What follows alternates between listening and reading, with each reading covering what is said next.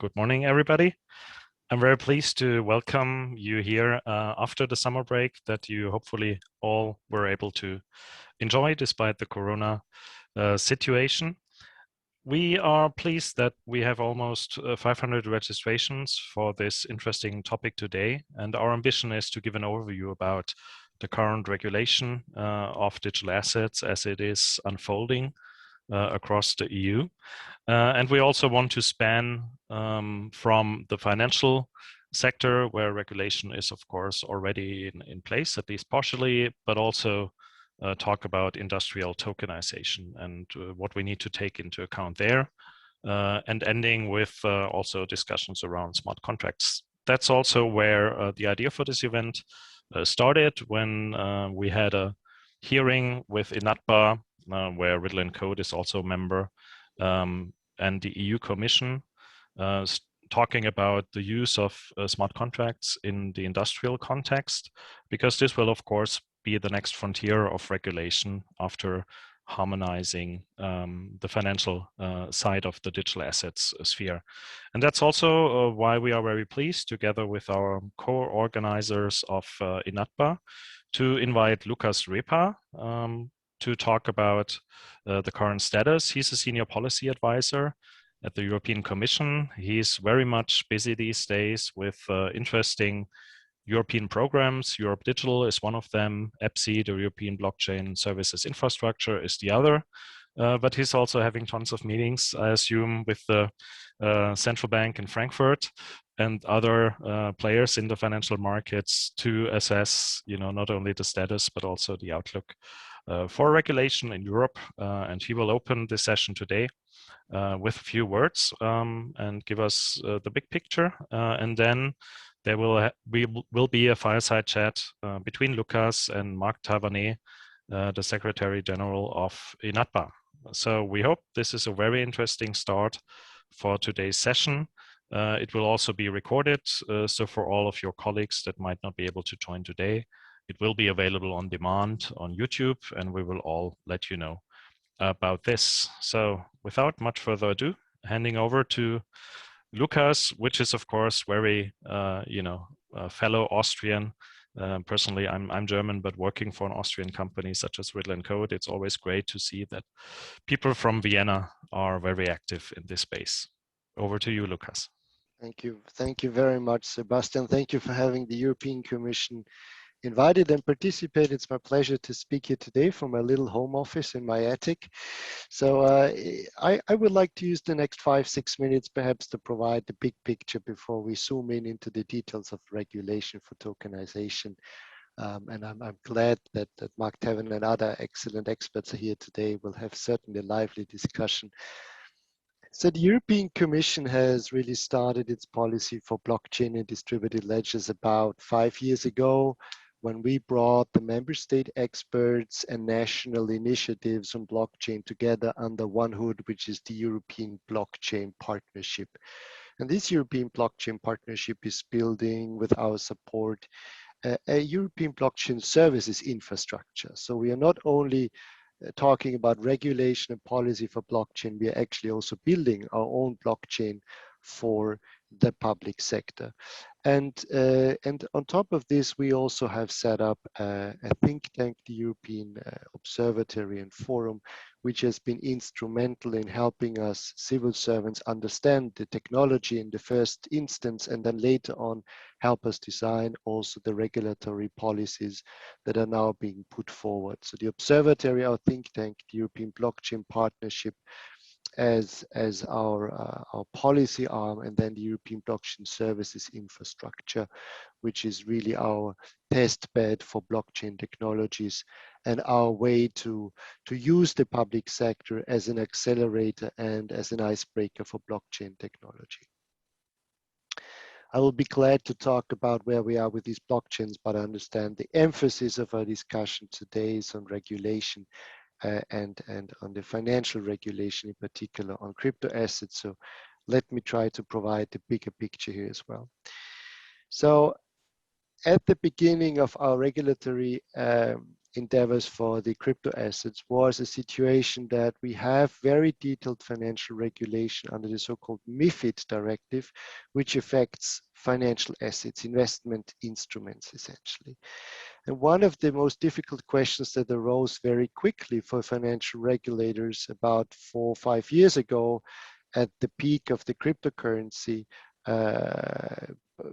boom, I would say the first boom in 2014-15 was, do these crypto assets qualify as investment instruments? Are they securities? And as you may have heard, the answer to that question was very different when it comes to the United States of America and when it comes to the European Union.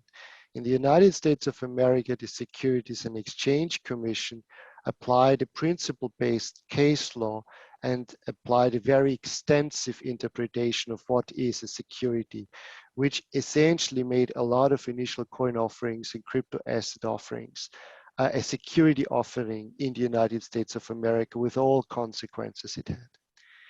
In the European Union, to the contrary, the situation was rather different. In the European Union, our harmonization of securities laws is not perfect. It's not 100%. It leaves a lot of discretion to the individual member states to define what is an investment instrument. And that led to a situation that in the European Union, the digital single market was fragmented in terms of legislation. You had national regulators that would qualify an initial coin offering as a security offering, whereas a neighboring country could perfectly qualify the same initial coin offering as the sale of a commodity, if you want. So we treat it very differently. And obviously that is not an ideal situation because startups were confronted with the risk that an initial coin offering they would vet with one regulator and it would be approved by one national regulator could strike a snag and get into difficulties in another member state of the European Union. So the European Union, the European Commission had to intervene. We had to intervene in order to create legal certainty. Legal certainty by law. And the result of this endeavor is the markets in crypto assets regulation that has been now underway more than a year and a half. We've proposed a comprehensive legal framework for crypto assets that regulates crypto assets as far as they are not under financial services regulation. And that means that in particular, the so-called stable coins, the utility tokens, and crypto assets other than financial instruments are now subject to one regulatory framework that is at the moment after adoption by the Commission, going through the usual legislative procedure. First step is the European Council of the European Union, and the second step is the European Parliament, where the ECON committee is responsible for reviewing the draft. The latest developments with the markets in crypto assets regulation is that the Portuguese presidency of the council has made an enormous effort to bring the file forward. It's now with Parliament. Same thing with another related framework, which is the so-called pilot framework for crypto assets regulation. So that's the big picture. The European Commission has also realized that if we want to provide legal certainty, we have to do more than only providing a regulatory framework. We also have to help the industry experiment with new forms of crypto assets and blockchain technology in a safe environment. And that is why we have proposed a second legislative framework, which is called the pilot framework. The pilot framework is essentially a regulatory sandbox, which allows national regulators to exempt multilateral trading platforms for crypto assets of certain requirements, certain specific requirements that would typically apply for the trading of securities, thereby making it easier for these multilateral trading platforms to trade crypto assets in the European Union. That, however, under strict cooperation supervision with a national regulator. This pilot project has attracted a lot of interest and controversial discussion in the legislative process. So the Parliament in particular has and the Council have pushed for widening even the scope of the pilot project in the latest iterations. The idea is to allow more securities to be tokenized and to be traded in this regulatory sandbox, and also to give more new market entrants the possibility to participate in the regulatory sandbox of the European Union. And then besides the MiCA and the pilot project, the European Commission is at the moment considering to set up its own regulatory sandbox for blockchain technologies in the framework of the European Blockchain Partnership and the European Blockchain Services Infrastructure. That is a project that we want to put forward as soon as the Digital Europe program has been adopted. You may have heard that the Digital Europe project is one of our flagship financial instruments to accelerate the growth and the distribution of technology in the European Union. And a quite significant compartment of this Digital Europe program will go to blockchain technology. And we will use this funding in part by offering the possibility to participate in a pan-European regulatory sandbox that is attached to the European Blockchain Partnership. So that's a little bit the big picture. If we now drill down a little bit more into the details of our financial framework for crypto assets, the MiCA proposal makes a distinction between certain categories of crypto assets. And it's not the typical holy trias that we have found before, the investment token, the utility token, and other tokens, but it is more according to risk categories. And the reason why we decided to go according to this approach is that in particular, the development in the stablecoin segment required us to approach this phenomenon with a more nuanced regulatory solution. Stable coins in particular have a lot of potential, but they're also, of course, because of their potential global aspirations, a very different cookie than a small utility token used in one single blockchain network. So for the stable coins, the proposal for the regulation introduces essentially two types of stable coins. One stable coin category, the e-money tokens, and the other one, the asset reference tokens. And the asset reference tokens are those that would basically be backed up with assets from more than one fiat currency. For instance, they could reference gold, they could reference a basket of assets, whereas the e-money tokens reference typically a single fiat currency, such as the US dollar, the European, the euro. So that's in a nutshell an overview of what we're doing, where we come from, what the regulation is striving to achieve, and I'm excited to have your questions and to engage in a discussion. Thank you, Sebastian, for giving us the floor. You're welcome, Lucas. If I could just invite Mark Tavernet to join us and take over the discussion with Lucas. There was one question from Michael, Lucas, where we can follow future developments on regulatory sandboxes. Is there a homepage, or is this more a question that you can answer via direct email? No, I can answer this straight on. So the moment that we adopt the Digital Europe program and we have the funding for the sandbox, we are going to announce the launch of the sandbox on our website. So just follow our European Commission portal for blockchain policy. I think you can Google it very easily. Just type European Commission and blockchain policy and you've got us. And this is where we're going to publish news about the sandbox. Okay, thank you. And over to you, Mark. Thank you very much, Sebastian.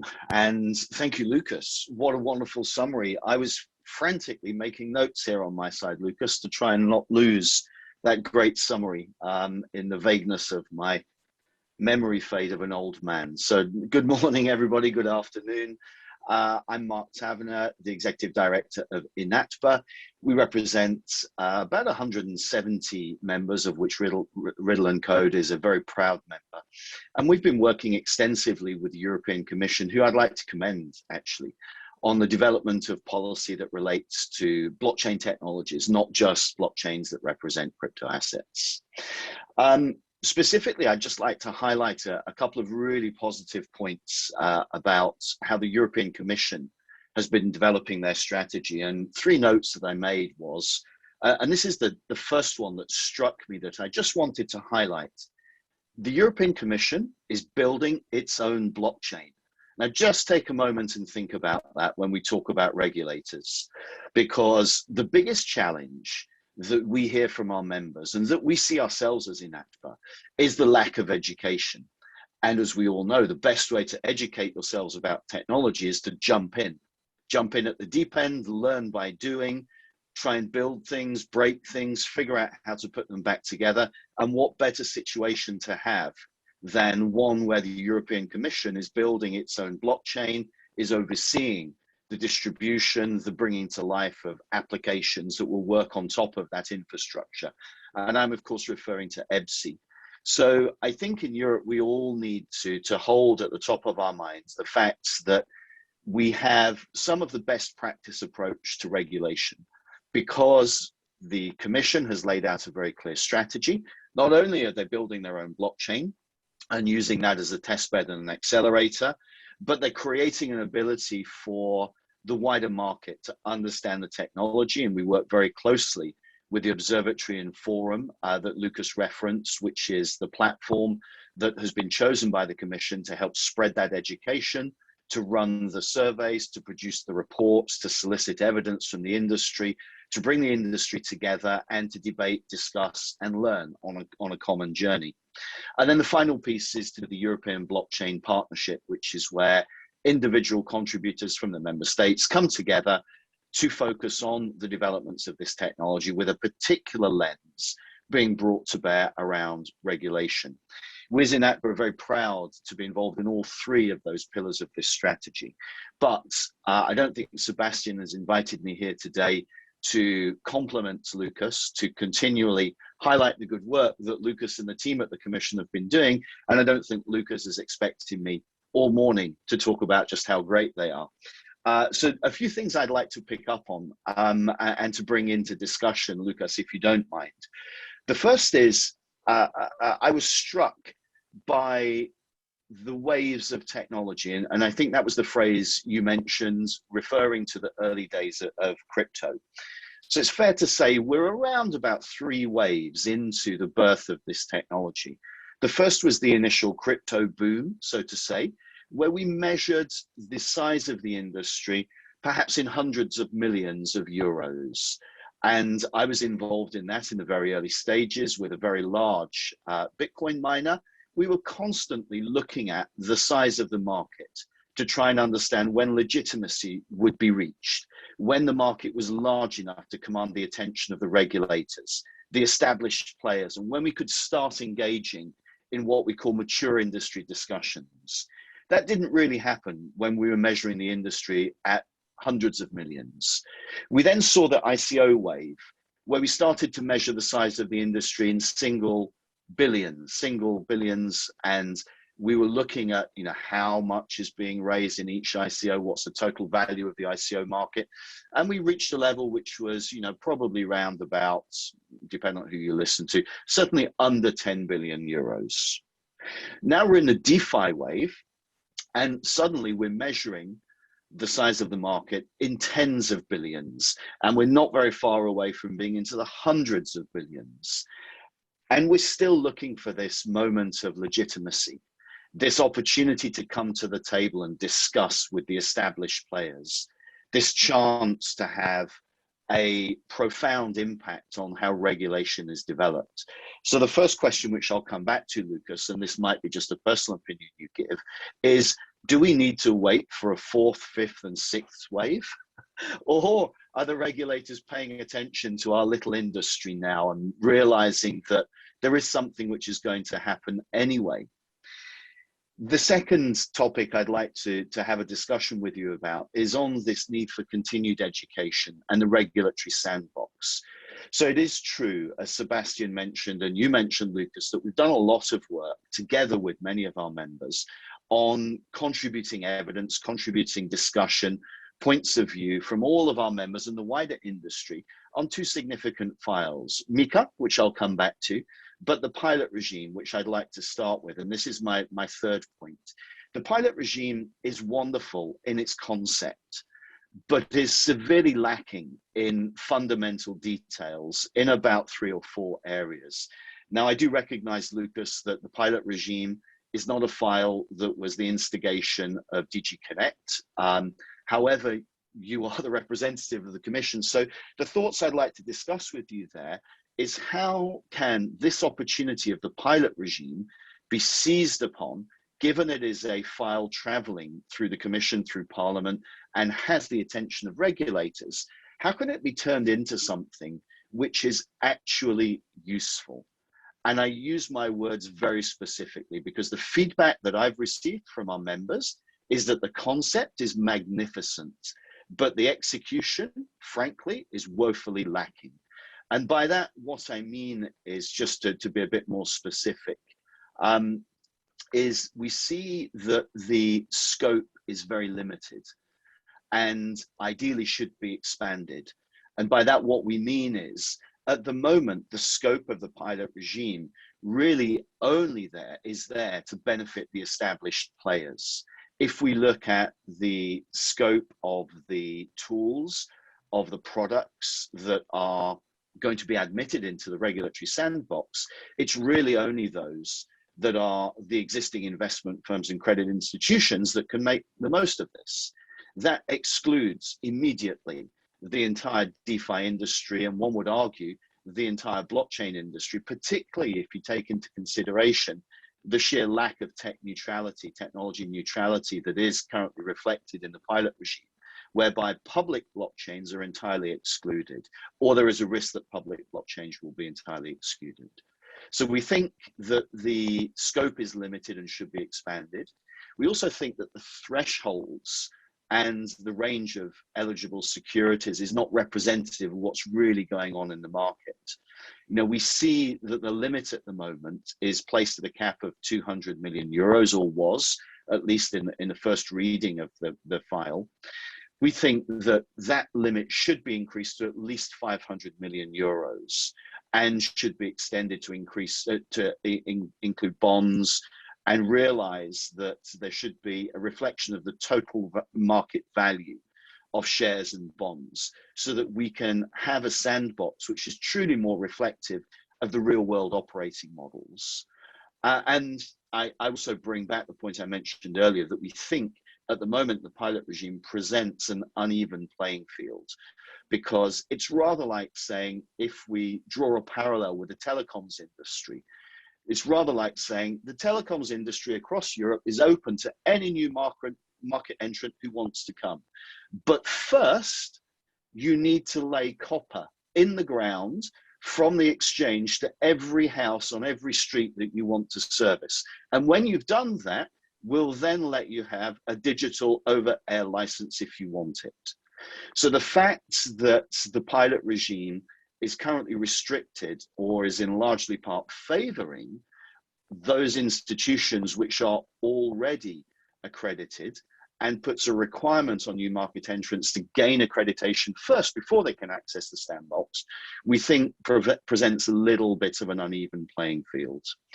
And then the final point, Lucas, around the pilot regime, and this is really the topic of sandbox per se, is that we think the duration of 5 years and the review process over 5 years as initially proposed is just too long and inflexible. Earlier on, I laid out a 10-year period of the waves where we saw the market value rise from just a few hundreds of millions of euros to something that we're going to be measuring very shortly in hundreds of billions of euros. A technology and a market moving at such pace would not be well served by a sandbox that paused after a 5-year period to review progress. So The third point I wanted to discuss with you, and maybe I pause here before I go into Mika, is around the need, the absolute need for a new sandbox to be established. And as you know, Lucas, it's not a public release yet, though I guess with just under 200 participants on this call, it might be considered public as soon as I mention it. INATBA is very keen on pushing for a specific approach to establish a sandbox that would be focused on decentralized autonomous organizations, the particular use cases that are springing up around decentralized finance, and to include non-fungible tokens and these massively interesting use cases that we see. We think a specific sandbox with a very clear purpose that is a trajectory towards learning, towards perhaps a route to provide some sort of clarity on auditability of code and maybe even data, is a more constructive approach than perhaps the vehicle that's currently laid out in the pilot regime. So let me pause at those points, at that point, Lucas, to see how you'd like to come back on those three topics. So as you see, I did the old butcher trick. I softened you up gently with some very fair and very honest positive comments, and then laid in a few observations about where we think improvements could be made on behalf of INATBA. So Lucas, why don't you, I invite you back just to comment on what I've said. So Mark, I'm going to have a sip of a strong coffee before I reply to you. You've softened me up nicely and then you beat me to the bush. But let me apply the same tactics to you, Mark. So let me pay back in kind. So first of all, the soft part, Mark, I think I should congratulate you because you have been much too modest in presenting the pilot project. So the moaning that you've started about pilot has been heard to a certain extent, I would like to say. I think you have used your contacts to Parliament and to Council very well to soften up the legislator in the second and third round. It is true that the proposal of the Commission in the beginning was a proposal, I would say, that was a bit limited. But it is also true, I think, that in the course of the legislative discussions, things have shifted. So perhaps we have to take that into consideration as well. My understanding is that in the latest iteration in Council, the Portuguese presidency has proposed to widen the scope of the instruments that could go into the pilot. I think we have to recognize that. And it also has made a move on the second point that you mentioned, which is the scope of participants. So it has made a step towards making it somewhat easier for the new market entrants to also benefit from the pilot regulatory sandbox, provided that at the same moment they enter the sandbox, they also apply for the necessary licenses. Now, I should like to push back on your comparison with the telcos and laying the copper cables into the ground. Mark, I think that's not fair.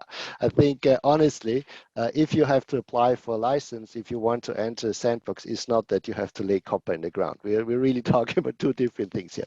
But I take your point that the pilot sandbox was not specifically designed to tackle phenomena such as decentralized finance, which have very specific challenges for regulators that are not the typical challenges we face in tokenizing securities. Namely, DeFi, the main challenge is that there is no clear regulatory point of responsibility. If you look at the DeFi systems, they're everywhere and nowhere at the same time, and regulators in the first instance don't know whether they're competent to regulate and to intervene. That's the biggest challenge. I think I agree with you that it would be useful to have something specifically dedicated to that phenomenon. I agree also that probably the pilot regulatory sandbox, which has not been specifically designed for this phenomenon, is not an area that is perfectly suited for DeFi.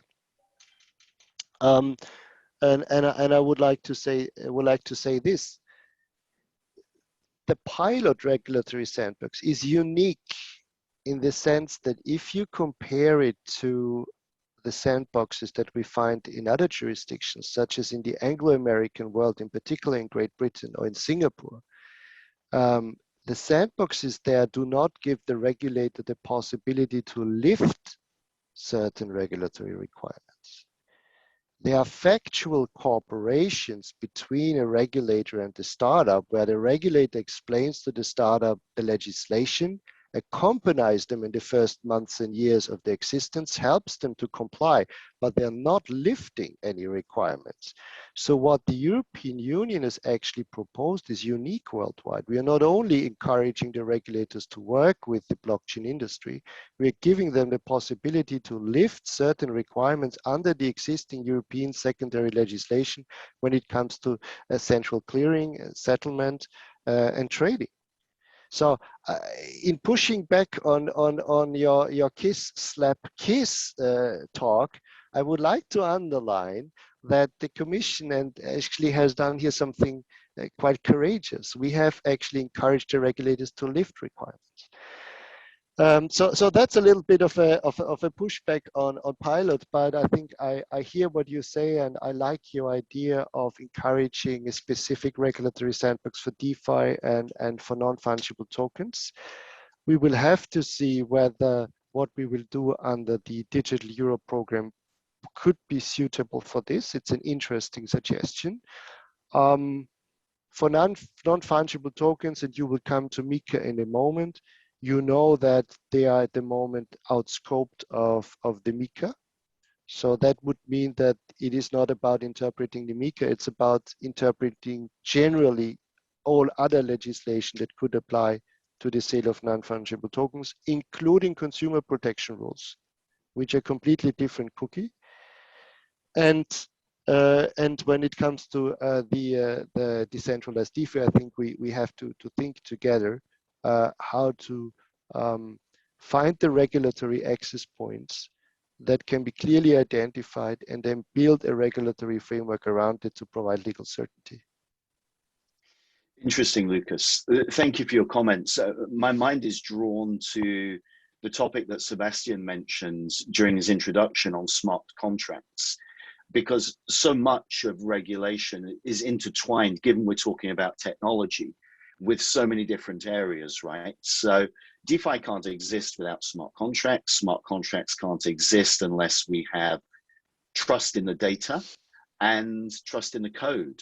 So I think you're absolutely right, Lucas, that the current vehicles, and even if we take something as recent as Mika, right, which was, what, 26th of September, I think it was. So this time last year, we started looking at the version of Mika that was passed from the Commission to Parliament.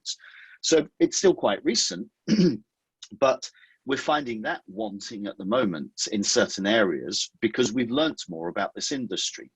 So the topic of smart contracts, which I know we're addressing in part through the Data Act and the work we're doing with you there, but that doesn't entirely go to the topic of data. Where does the data come from? How do we trust the data that oftentimes these smart contracts are built upon? And then the wider question of how do we create trust in the code?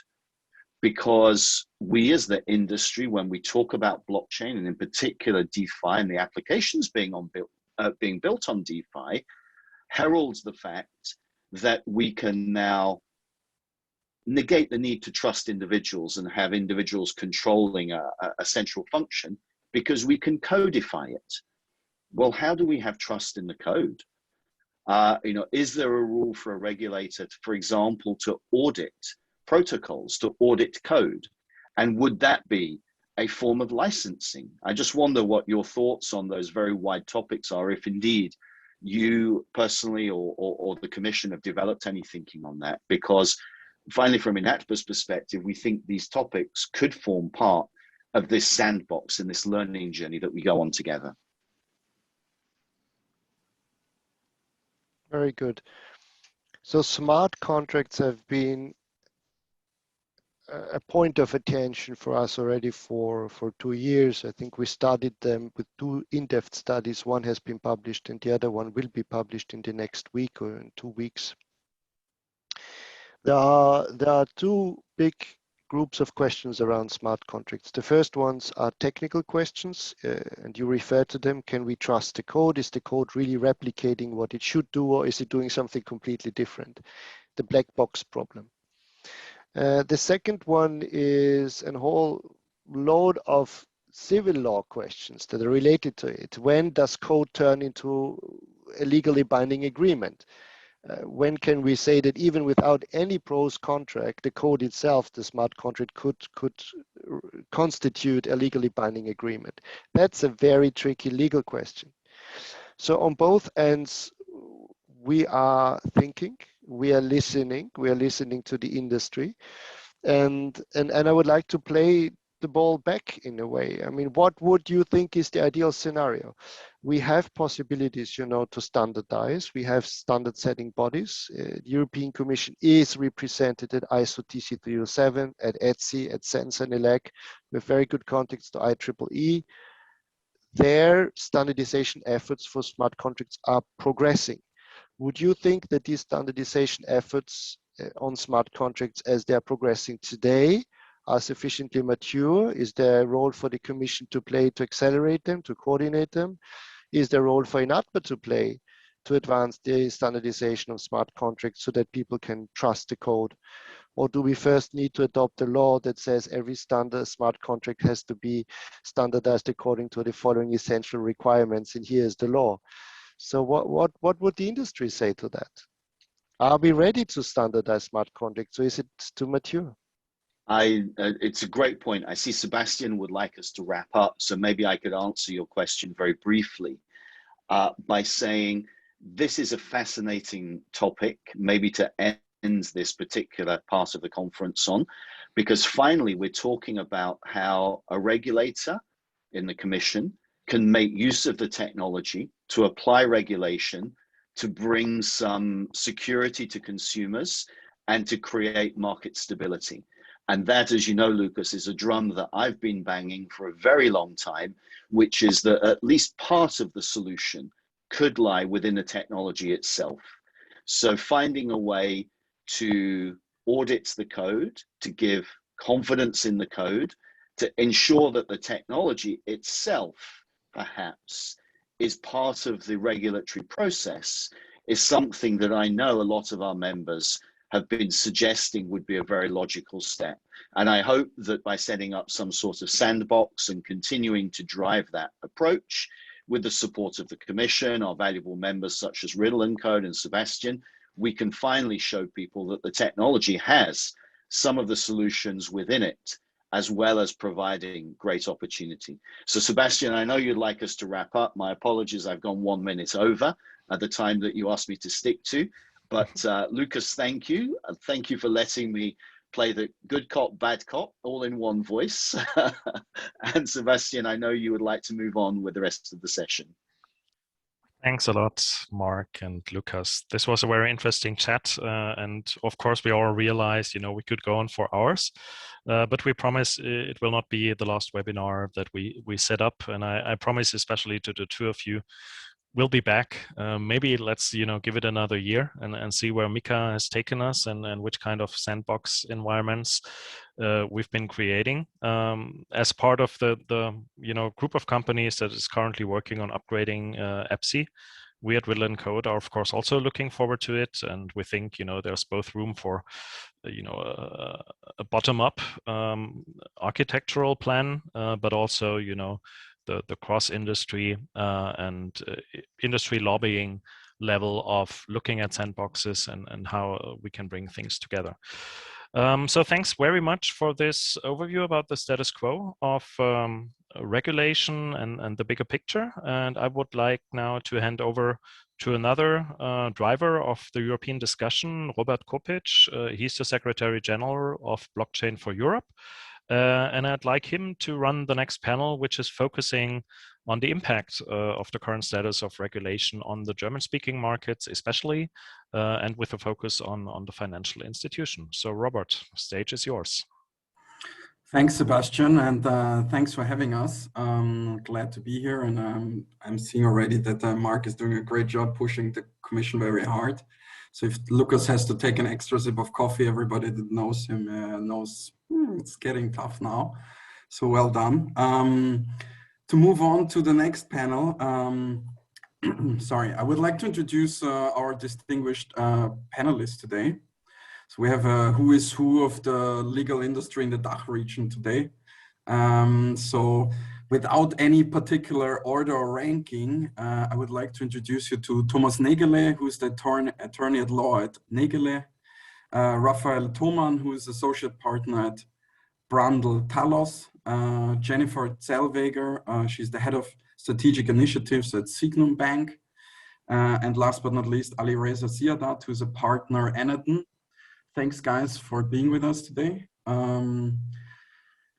As you're all from different countries of our DACH region, I would like to give you all the opportunity to give the audience a bit of an idea of what's actually happening in your markets. What do you see as a strength and maybe a weakness in the market? Some of you are living in countries that are part of the European Union, and therefore there's a bit of a different angle than, for example, in Switzerland or Liechtenstein. And I would like to go basically from smallest to biggest, and Liechtenstein in this case is the smallest one, to maybe start with how did you approach the regulatory challenge when you saw blockchain crypto in Liechtenstein? And then I would like to move to Switzerland, Austria, and Germany to give you all an idea of what's going on, where maybe the innovation is coming from, what could we do better in certain places, and then we'll have a discussion about some of those issues that will pop out of that. I'm pretty sure it will be a very interesting one. So Thomas, floor is yours. Please enlighten us. Thank you very much, Robert. It's a pleasure to be part of that. I think we have to limit it because to talk about Liechtenstein would cover our 40 minutes easily. My name is Thomas Nägele. I'm, as I said, attorney at law in Liechtenstein. I used to code software for about 10 years. And I think what is worth noting is that I was a part of the work group of the Liechtenstein government actually drafting that piece of legislation you were referring to, the Liechtenstein Blockchain Act, or it's also called, actually the name is TVTG. And it's better known under the term Blockchain Act. So in Liechtenstein, we are a part of the European Economic Area. That's, I think, very crucial to understand. So we are not part of the European Union, but we are part of the European Economic Area. So most of the financial market laws are applicable here as well. And in Liechtenstein, we started actually 2016, that work group. And the idea of that work group is to, first of all, understand what is happening, because we had some ICO projects back then.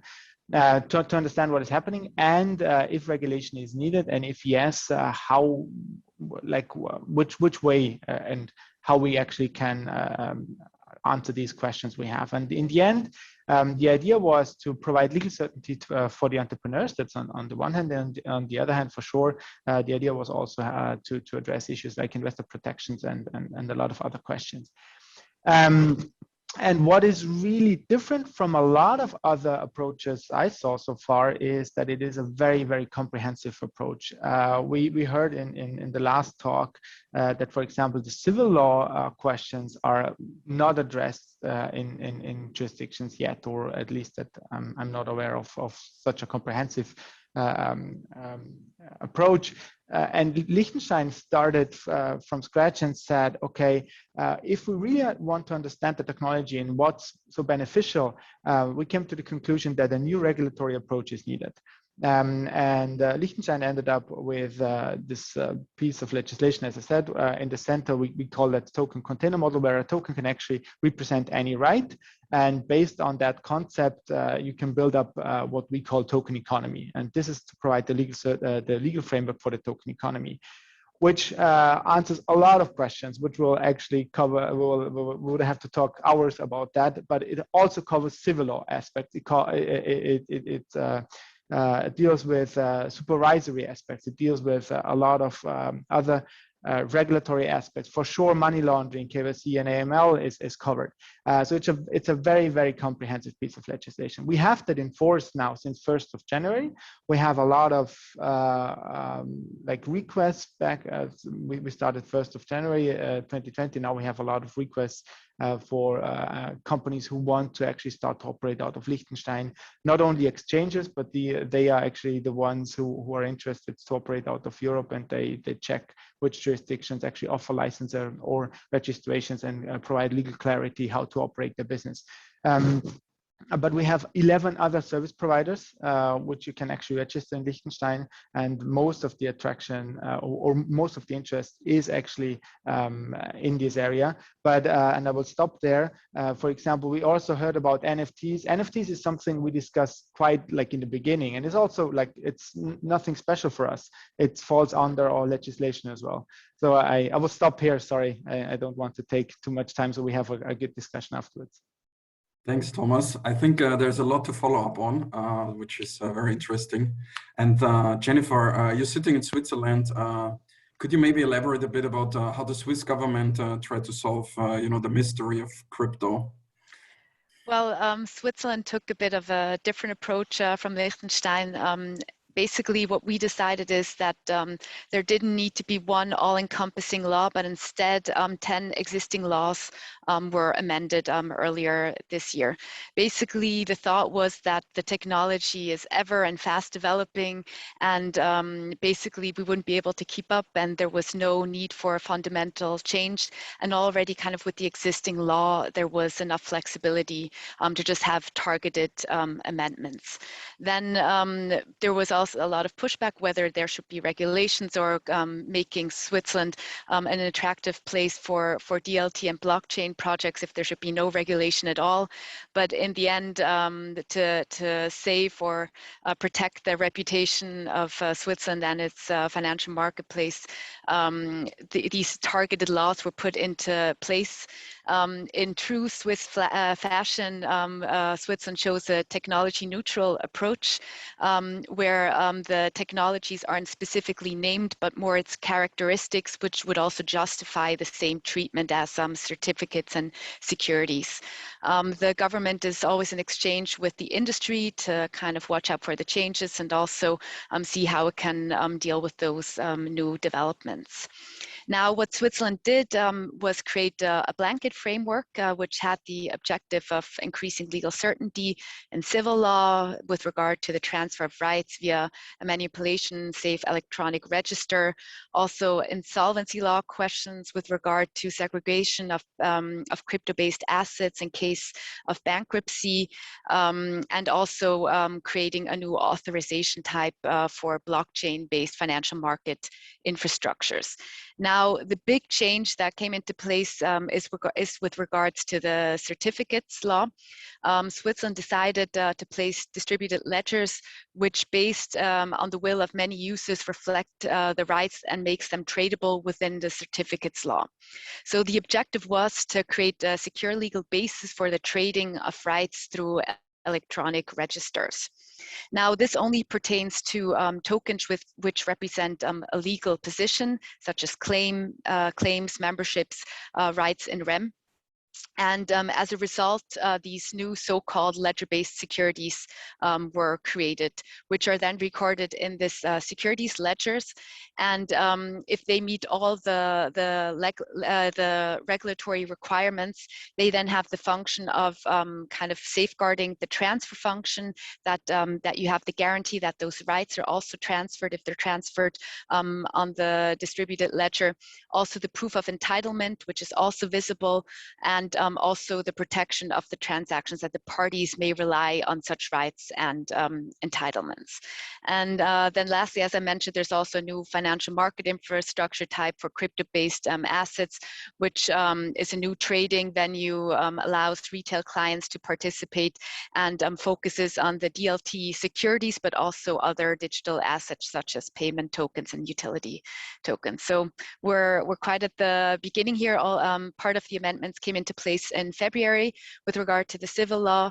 The last amendments came into place in August, and now at Signum we've also taken advantage of these amendments and based all our tokenization projects on these new ledger-based securities, because now we finally have this legal certainty that the transfer of the tokens, which are the native digital securities, that it actually is a transfer of the underlying asset, and you don't have this uncertainty of the contractual connection, which has been very exciting. And also we've seen that it's gained a lot of traction, the tokenization projects, and Switzerland as a place to come for such service offerings. Thanks for the intro into Switzerland, Jennifer. And I would like to go now to my Austrian colleague. You're basically, so we just heard basically what happens outside the EU, and Austria is a mid-sized member of the European Union. You know, we're not as big as Germany, and I'm pretty sure Ali Reza will elaborate the benefits of being so big a bit in a couple of minutes. I just would like to ask you, Raphael, about the benefits of being at a place like Austria compared to like Switzerland or Germany. Is there something that you know, we can bring to the table that is a bit more nimble, or is it or is there still a look or an approach where we just wait for the European level? Maybe that would be good to elaborate a bit. Yeah, thank you very much for the introduction. I'm working at Riddle&Code in Vienna, and we're advising companies on capital markets for a number of years. And the capital markets and securities regulation play a very important role when it comes to crypto regulation in Austria, which is mostly driven by the EU. So what basically happened in Austria, and this is something that distinguishes us from a number of other member states, is that, or probably not doesn't distinguish us too much, is that most of the time we wait for an EU regulation to come, and then we just transpose it most of the time last minute or even after the last minute into Austrian law. And if we're not particularly motivated, from time to time we tend to just copy what happens in Germany. This happened to some extent when it comes to the crypto regulation frameworks, which in Austria, first of all, have been mostly looked at from a securities law perspective. And everyone was wondering, well, how does it work in the existing security frameworks? And Lucas already mentioned at the very first panel, the MiFID II regulation, which of course is the most elaborate framework in this regard. And so the initial look was, how does it fit into this framework? And then everyone was taking, well, securities, it doesn't depend whether they're written on paper, on blockchain, by an email, or however, as long as they contain the typical elements of the security, it is a security, and thus all discussions have been muted relatively quickly. And then the kind of remainder, in particular payment token, utility token, that did not fall within the classical scope of securities, have not been regulated to a specific extent, which of course caused a lot of confusion because a lot of regulations or a lot of ancient laws, if you want to say so, were not really cut out for it. For example, under Austrian law, everything that is not a person is being considered a good. And so everyone was taking, well, it is obvious, for example, Bitcoins are goods because they're not qualifying as securities, which of course raised a lot more questions than it answered. So following this, we have seen a little bit of pushback and in particular legal discussions on this, but it was mostly driven by an academic discussion and of course by a tax law discussion, because the financial ministry was very interested and intrigued on how it could tax all these developments. And so apart from that, and apart from the security discussion, there hasn't been too much movement. The only major change that came into play was with the transposal of the 4th and 5th AML directive, in particular the 5th AML directive, which all of a sudden required Austrian law also to provide for possibility or regulation of certain service providers.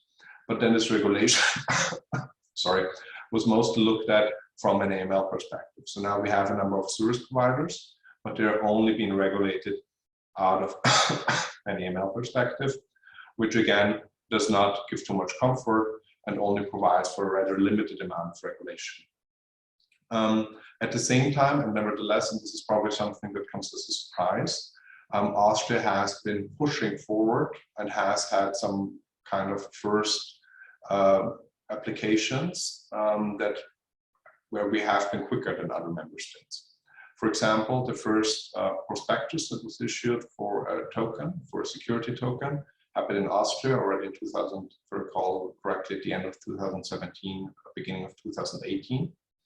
And at the same time, and this is something where preceded the European regulation, we have already established a regulatory sandbox at the end of 2018, beginning of 2019, trying to give young startups the opportunity to not go through the whole licensing process, and at the same time being able to test their product in a market-like environment.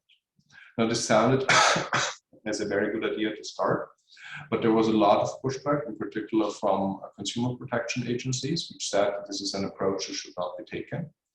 And thus this very good ideas that started out now led to a basically prolonged licensing process, which means that companies that, for example, offer securities and it would need, or a security token, and would as such need a security license or a MiFID license, can now go through the process with the guidance of the FMA, but have the Financial Markets Authority sitting longer in the company and looking at the beginning of the process, and in particular, providing guidance further even after the license has been granted, which makes the whole process more cumbersome and less market-friendly as one would have expected at the very first glance.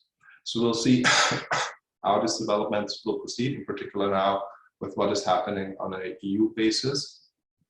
But in order to come back to your question, I think what helped is, or what helped from an Austrian perspective, was that EU law provides a lot of cornerstones, but the gaps that are left in between are still something that has left to be answered.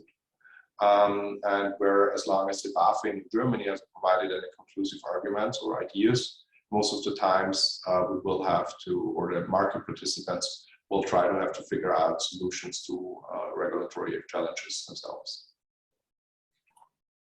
Thank you for the elaboration. Ali Reza, we already heard Germany mentioned quite often in the last minutes.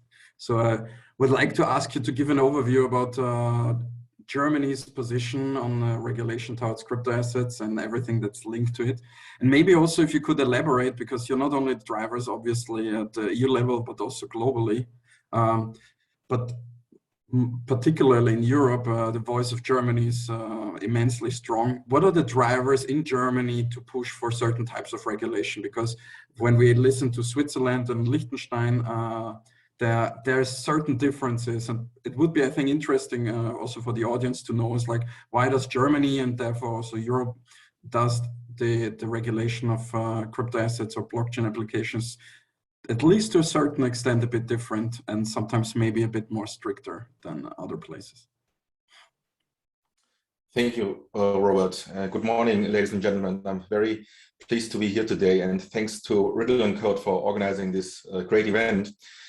So, as my dear colleagues already explained a lot about regulation in Switzerland, Liechtenstein, and Austria, I do not have too much more to add to that, but I can say that the German regulation is actually seen in an international perspective as a gold standard. So the gold standard means that whatever Germany is doing, the other jurisdictions will follow in the end. I can tell it to you from two perspectives. From one perspective, since I'm a lawyer with INATBA, but from a second perspective, because I'm also active as an expert in the lawmaking procedures, not just on a domestic and a German level, but also on the EU level. As my dear colleague Mark already from INATBA explained the MiCA consultation, this was also done with a task force in MiCA at INATBA, where I was also involved. And also I was involved in the lawmakings in Germany, especially the implementation of the Anti-Money Laundering Directive 5, the AMLD5, and also the new law which we have in Germany, which is the law on the introduction of the so-called electronic securities. This was done with the German Bundesblock, but also with the Think Block Tank, where I am part with Thomas Negle, but also with Nina Siedler, who will talk later today. So given all of that, I think it's also important to look from an historical perspective. So Germany was the first jurisdiction which in 2014, so straight after the Financial Action Task Force by the end of 2013, gave some warnings towards cryptocurrencies, virtual currencies at that time, especially with focus on Bitcoin. So the German regulator BaFin already in 2014 said that Bitcoin and cryptocurrencies are regulated. So this standpoint has not changed until now. So this is like still effective. But what Germany did during the time, Germany took the AMLD5 and implemented it in two ways. First of all, Germany gave the definition of crypto assets. So it gave a definition to the German Banking Act of crypto assets. And this definition, or this procedure, was actually also kind of a blueprint for the MiCA. So if you look at the MiCA definition at crypto assets and in the German definition, they are very similar. even though both are going back to the FATF recommendations on the definition of virtual currencies or virtual assets. But still, Germany was the first jurisdiction within the European Union, within the European Economic Area, which took crypto assets and defined it. So this is first thing what they did. The second thing what Germany did, they added to the existing list of services, of banking and financial services, the so-called crypto custody service provider. So this is a license where you all have seen not just German players in the market have applied for, but also Coinbase, which got the first license, the first crypto custody license, also from a global perspective. So there's no other jurisdiction where you get this kind of license. So they did it, they got it in Germany, and many will follow. This is the second approach what Germany did. So they didn't just do the definition of crypto assets and crypto asset service provider from an AML perspective, but also from a regulation perspective, from the banking regulation perspective. And also if you look to MiCA, not just a crypto asset service provider is listed in MiCA as a service, as a regulated service, but also similar other things what the German regulator is doing. So this again is a blueprint for the EA perspective, for the European Economic Area perspective on regulation. And the third thing what Germany did now is, as I said in the beginning, the implementation of the new law, which is covering the electronic securities. This goes direction civil law, this goes direction TFTG, so the Liechtenstein Blockchain Act. We now look at the civil law. And what Germany is doing here with the civil law is that introducing the possibility to issue token or crypto assets on the blockchain without the need of a deed or paper, and to trade it on the blockchain by also introducing a so-called register keeper. And this register keeper is similar to the idea of what the TVTG is doing for the Liechtenstein law, what also Switzerland was doing already with the Buch effect and so on. So Germany was looking at Liechtenstein, was looking at Switzerland, and was putting up something which is now introducing the possibility to introduce and to issue bearer bonds, but also in the future, and also already now actually, to also issue fund shares. So you can also put fund shares on the blockchain. And this is now going to also develop not by tokenizing or putting like your shares on the blockchain, but also you have a new law which is specifically focusing on the funds industry, on the asset management industry, which allows the funds and also the asset managers to invest in crypto. So you can also see in Germany a couple of funds and a couple of asset managers who have set up funds, special funds, which invest in cryptocurrency. Cryptocurrency is, from my point of view, actually boring. What's now developing is also funds which going to invest in DeFi and decentralized finance. This is interesting. This is going to come, and what Germany is also doing now already. So the German regulator BaFin already has a paper on the regulation of NFTs. And also this, again, this regulation of NFTs, I believe that MiCA is going to have the same position as a German lawmaker on how to regulate NFTs. So this, again, is a blueprint for the European Union and the European Economic Area. And as you can see from the global perspective, as you just asked, Robert, if you look at the SEC or FinCEN, which is looking into DeFi, how to regulate DeFi, and looking into players such as Coinbase, I believe strongly that even the US regulators, they're looking at the German market and looking how Germany is doing it. And I believe also looking at the time, this is probably enough for now to just put it like, as I said in the beginning, Germany is the gold standard. And as Frank Sinatra once saying, if you do it in Germany, you actually do it in any jurisdiction. Thanks for this last word that I think pretty much summed the modesty up of Germany. I know that you guys are doing a great job. I just would like to give it now to our Swiss and Liechtenstein colleagues to do the obvious thing and obviously agree with the Germans. And so maybe Thomas, should Liechtenstein copy everything Germany is doing, or do you think you have better ideas? Alireza is a very good friend of mine, so it's we discuss things quite intensely. And besides that, as lawyers, we don't agree all the time with our ideas and our perspectives. For obvious reasons, not only if you are friends or if you work in the same industry. You don't have to work in two different jurisdictions to have different opinions. I think even if you work in the same jurisdiction, you have different opinions. And here we have, I think, a quite different opinion.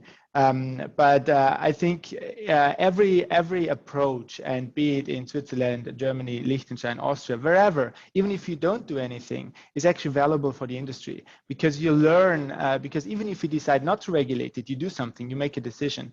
And I think that's valuable for the overall discussion. I think what is good now, that even if you don't do anything, you are forced to answer the question why you don't work on a piece of legislation, why you don't regulate it. And I think that's a good thing. So we are heard. That's actually which we share, which I think everybody could agree on, that this is something which is good. In respect to MiCA, I think I can add here something from the Liechtenstein perspective, because not only as was Germany in talks with the European Commission, we were in intense talks with the European Commission as well. And I published actually a paper about the comparison of MiCA and the TVTG, analyzed the different licenses and registrations, and what is similar and what is actually the regulation level. And I think that also the definition, for example, of the token in MiCA and how we approach that is quite similar as well. So I think, and that is something which European Commissioner Joachim Schwerin, that's his private opinion, but I can quote him here, said at events in Liechtenstein that they also analyzed the Liechtenstein framework quite intensely, because it was one of the most comprehensive ones. And I think that MiCA is in quite a lot of areas heavily influenced by the Liechtenstein legislation. And I think that's actually quite interesting now that you see that that, for example, like the first security token offering we did in August 2018. And since then, we did not only bonds, we also had equity instruments offered and passported to the European Union. When it comes to funds, for example, as Ali Reza said, that they're working on the legislation there, we did that. We issued the first time fund shares of an AIF in actually end of 2019, and our Financial Market Authority issued guidelines how to do that based on that. They issued also guidelines actually after the first security token offering we did, where they got a prospectus approved and passported it to the European Union in 2018, I think, or 2019 it was. So you see that you have like, and that's actually the good thing here, that the German-speaking part is really pushing things forward, be it Germany, be it Switzerland, be it Liechtenstein. Yeah, I think that's what we can share here. But we have a little bit different opinion who actually influenced whom. My personal opinion is I don't care, as long as we have like good regulatory approaches and not bad ones. And that starts with getting educated, look what others did. And I feel a little bit that this is happening now, and I think that's a good thing. Thanks, Thomas. Jennifer, if you want to comment from a Swiss perspective, then please do so. Yeah, no, I fully agree. I think in the end, it just also kind of depends on the foundation that you're building upon. And just kind of, especially in Switzerland, seeing all these amendments that were made, in the end, the foundation was already there. There was a lot of equivalency that could be used. So really kind of there was no need to reinvent the wheel there. So really it was kind of, that was also the approach of Switzerland, that really each law was looked at specifically and checked what changes had to be made. Sometimes it was just a matter of clarification, so not even a real change, and kind of already a general understanding that that's how the law should be interpreted, as it was still broad enough. In other cases, there were really specific changes made. In other cases, there was also pushback from the industry, where the regulator just said that kind of there isn't enough experience there, and that there are kind of developments that are still going to be watched closely and monitored. So kind of at this point, nothing is set in stone. And I think that's kind of the approach that Switzerland went with, that kind of with our foundation that we had a lot that we could already do with our intermediated securities law, and also kind of also for tokenization projects that also already gave us the flexibility of also tokenizing foreign shares, for example.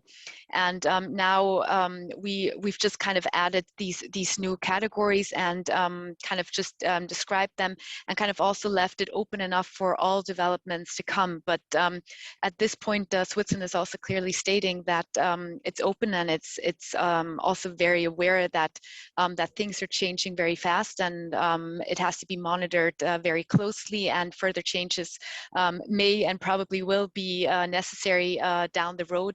But at this point, kind of with very minor changes, it was possible to kind of cover all the needs that are there, kind of in relation to kind of all these developments. But obviously, Switzerland is always closely watching its neighbors and seeing what it can take and apply to its own framework. But still, as we're not part of the EU and our framework is very different, it also wouldn't be possible to apply everything the same way. So kind of, in my opinion, it's always kind of what's the jumping off point, what's already put in place, and kind of building upon that and kind of doing something that makes sense within that ecosystem.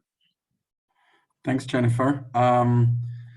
A question to you, Raphael. As you're a legal expert on this issue, and you're looking at the developments in MiCA, and you see what's going on in Switzerland and Liechtenstein, how do you see this playing out in the future? You know, MiCA has a potential implementation timeline for end of 2023, 2024. From what you've seen and experienced in the last years, and sitting in Vienna, which has a number of great companies in the space, what do you think will happen in the next 2 years? How will they work all together? How will the market react to this now springing up regulations? Yeah, I think at least from a regulatory perspective, or from an Austrian perspective, it's all a little bit wait and see now, because everyone is aware that MiCA is coming, but MiCA still has a kind of rather broad and to some extent unclear scope of application. So a lot of market participants are not in a very comfortable position that they want to push forward, but that the law is just not clear out, and so you're running into the risk to provide services that you might need a license for in 2 and 3 years. So we've seen two different approaches for this. There's one kind of market participants who say, okay, we understand that at least now in Austria, this is not a very safe environment to push something forward, so we'd rather go to Swiss or Liechtenstein and try something out there. And the other half of the market participants probably say, well, it now being an early adopter phase, it might even be easier to establish market standards now and to push the regulator in a certain direction. And I think that this is something that also Thomas pointed out, that as soon as you have, or as soon as you are the first one who's pushing for a license or for a prospectus in that regard, and you are one of the first one to run through the process, you're also having the unique opportunity to influence how the regulator treats the whole process and how guidances or guidelines that the regulator publishes will be influenced. And so I think that there are some market participants that now see this as a testing area where they can just go for it. And I mentioned briefly before that as of now, the services and licenses that you may provide in Austria are either those under the MiFID license regime, which is rather clear cut out, or those under the AML directive. Sorry. And the latter ones are kind of a little bit in the gray area. For example, there is a license that you can acquire for services or for financial services being provided with regard to virtual currencies. And now what virtual currencies are or aren't are kind of clear, because the regulator wanted to regulate Bitcoins and the like. What's not clear is what financial services are that might be provided toward virtual currencies. And so now, whenever you talk with the regulator, you have the unique opportunity to kind of further detail it and further work out. Sorry for that.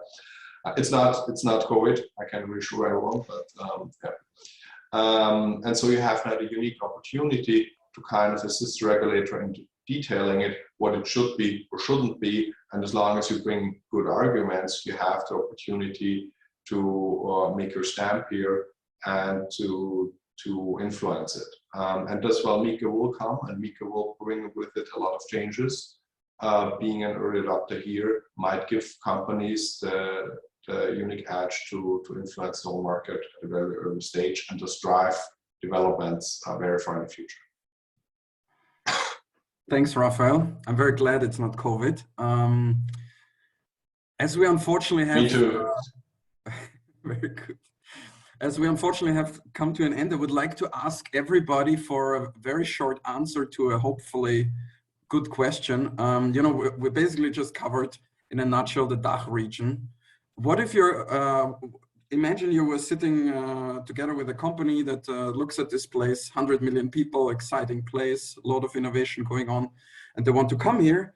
What would you tell them from a legal perspective of the one thing they should take care of before the launch here as a new company in the space? What would be your advice? Maybe we start with Liechtenstein. What would be your advice to a company comes to the DACH region, including Liechtenstein? So Dachli then. Dachli, exactly. Choose your jurisdiction wisely. I think that's you should really put a lot of efforts in choosing your jurisdiction wisely before you, because if you start somewhere, it's very hard to move your company to another jurisdiction. And this has a lot of consequences. And I don't tell everybody come to Liechtenstein, that's the best place. That's not the case. Sometimes it makes more sense to do that in Switzerland. Sometimes it makes more sense to do that in Germany or in Austria or wherever. Just like do your homework before you settle somewhere, and think a little bit what is coming, what is your target market, what are the products and services you want to offer, and what is crucial for you. Do you want to have a friendly regulator, an open-minded regulator, which wants to discuss with you, which is, I think, the case in quite a lot. I cannot quote on BaFin, but I think in Austria that's the case. I know that that's the case in Switzerland, and I think Alireza, you told me that BaFin is getting better and better, and they're open to discussion. I think so. Choose your jurisdiction wisely, in one sentence. Thank you, Thomas. Jennifer.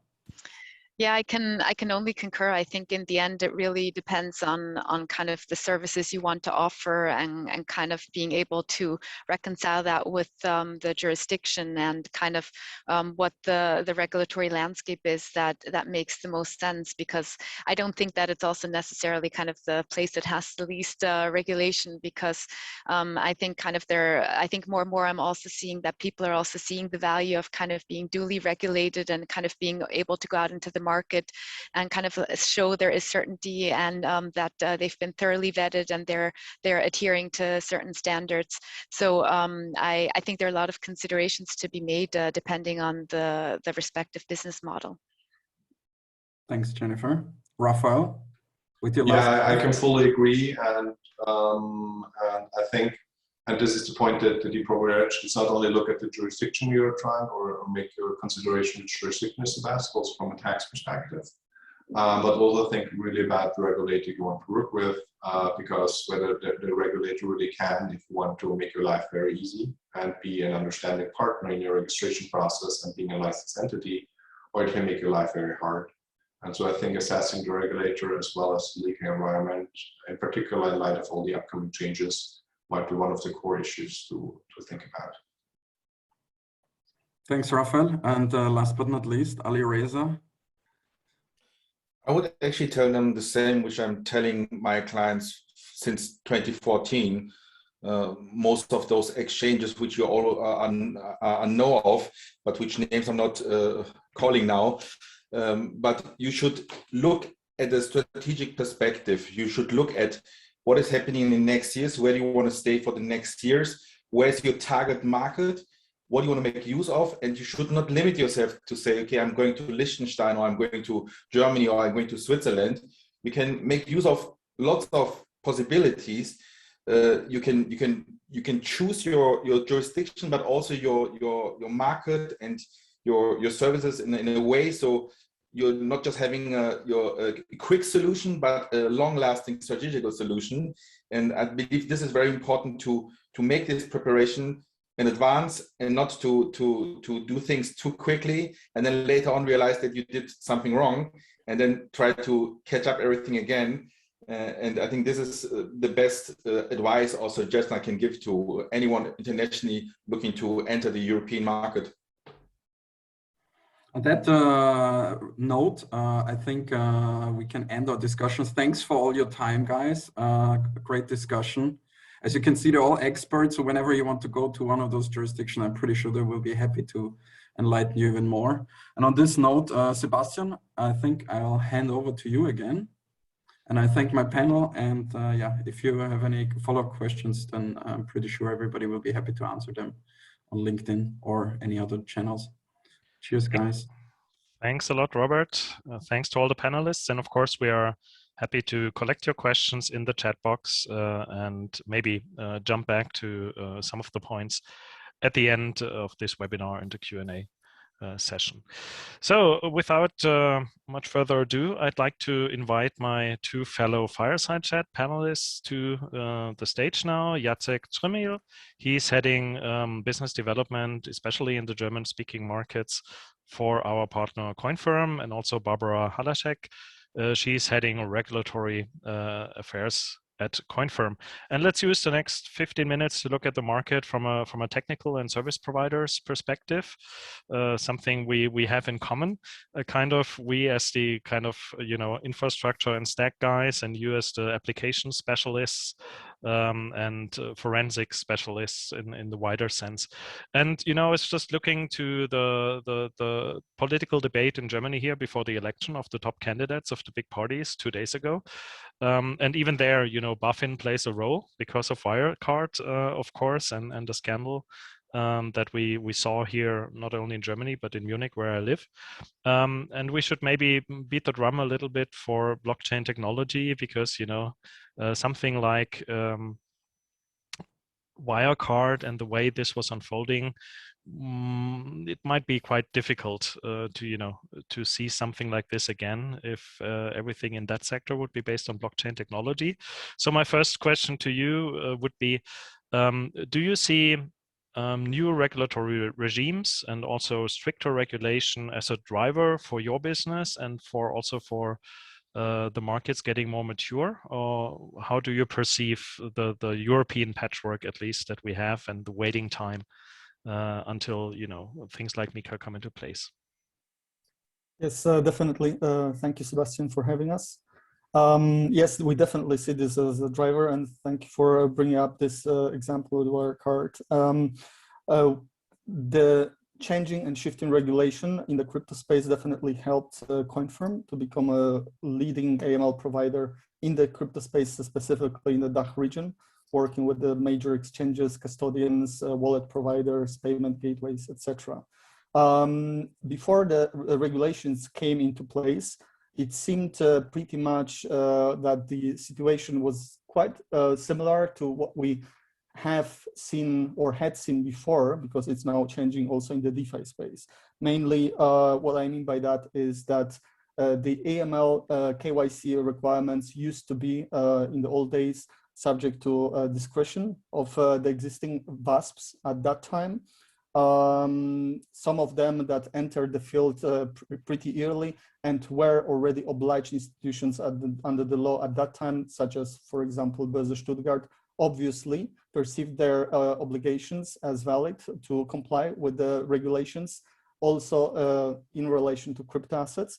At the same time, this entered the field also to some more shady businesses that were not really strictly applying to KYC AML. This was, of course, a trigger for a de-risking of crypto by traditional finance. It was a no-go area back then. Of course, with AMLD5 and the local regulations, especially in Germany, we've seen on the one hand that the previously existing VASPs actually had rising AML requirements, KYC requirements. Also, they were subject to licensing.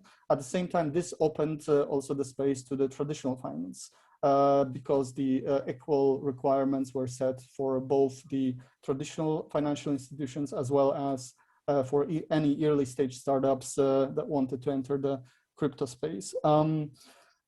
If I am to call out some international case study in this particular topic, I would perhaps use this opportunity, as today there is an important date for Cardano hitting the smart contract on the public testnet. I think there was before some a lack of understanding of what AML really is on crypto. Is it really possible, right? Is the blockchain technology really anonymous? And in a such sense, is it possible to do any AML KYC on it? Obviously, this is a topic for a separate webinar, I would say, with the transparency of blockchain as an opportunity and anonymity as a risk in general. However, what is important to be understood is that definitely AML is possible. It is possible for traditional financial institutions to be compliant with AML regulations. At the same time, it's different to traditional finance in the sense that it's not just a simple set of rules, right? It's actually all other aspects related to data extraction from the nodes. You need to apply a separate AML methodology for each and every individual blockchain and protocol. And Cardano is obviously a good example of that, with CoinFirm announcing partnership with Cardano recently this month. We are actually right now the only AML provider for Cardano ADA and also related smart contracts coming soon. So in that sense, of course, there is a huge educational aspect and for the traditional finance. At the same time, it is very important to understand that, yes, there are solutions. Both governments now know that it is possible to also comply with the licensing requirements for AML for specific blockchains. At the same time, this educational piece is important because right now we obviously have VASPs interacting with ADA, but do they really do AML on ADA if they are not using providers doing that, right? So that's interesting case study maybe for also separate topic. Yeah, let's maybe look at one or two niches. So we've seen it with our customer base in the Netherlands where, let's say, quite a relatively strict regulation was adopted a few months ago, and immediately it was forcing especially the new service provider, or WASPs as you call them, to ramp up their game. So all of a sudden, everything that we provide, like segregated wallets and complete audit trails that come from our history to work as a audited and certified service provider in the Swiss financial market, that was of course extremely in demand. And now we've seen, for example, in Germany, where now institutional funds are allowed to also add crypto to their portfolio. What kinds of requests are you getting from the segment of, for example, funds in the German-speaking market? Is there something you can mention? Yes, definitely. There is a specific angle to that, namely not all funds that are now allowed to invest into crypto assets on behalf of their clients are necessarily interested to hold also custody over crypto, because while doing so, obviously they would be obliged to comply with AML requirements. For this, there is also interest in the market in different models. For example, using other liquidity providers, third parties for this, using third-party custody providers, partnering with third-party institutions that are already existing in the space, rather than opening own compliance departments dedicated to crypto assets. As such, what I would call out as a development in that respect is interest or demand in access to some sources of information about the credibility of certain partners, but also in the DeFi space, which is a huge opportunity for crypto funds, where crypto funds need to understand what are the differences between different liquidity pools, for example. Which of them bear more risk than others, and the same applies to partners. So we at CoinFirm are interested to develop such libraries, registries, to provide this kind of information also for this type of clients. So this I would call out as a specific also development in market that we see. In addition to that, of course, education, right? So there is a need for education, and at CoinFirm, of course, we're open to collaborate on that. That would also be my next question to you. Barbara, we heard our colleagues from the law firms in the panel before to talk about, if there is a greenfield project, and we know that we talk about, decentralized, not only finance, but also corporate setups. So sometimes there's more of a choice for, where to place your company or where to register your service than in previous times. So if you have these kinds of discussions, and if clients approach you to talk about, which market might be the best, what's your advice? Sure. So echoing what our colleagues said, there's well, let's say, smart way of choosing your jurisdiction, where you look at the business opportunities and where you look what makes sense for your business, what is the best setup for your business, the most efficient setup for your business. But there's also a second type of jurisdictional arbitrage, which we are still seeing in discussions with the market players or new entrants into the market, which is coming back to the question, where do I set up my business to avoid AML, to avoid KYC, to avoid regulation? And that is something that we still tend to see, even though the regulations are developing, and even though I think many of us here in that call are aware of the fact that the regulations are coming. It's not a question of whether they will be applicable, it's more of a question of how they will be applicable.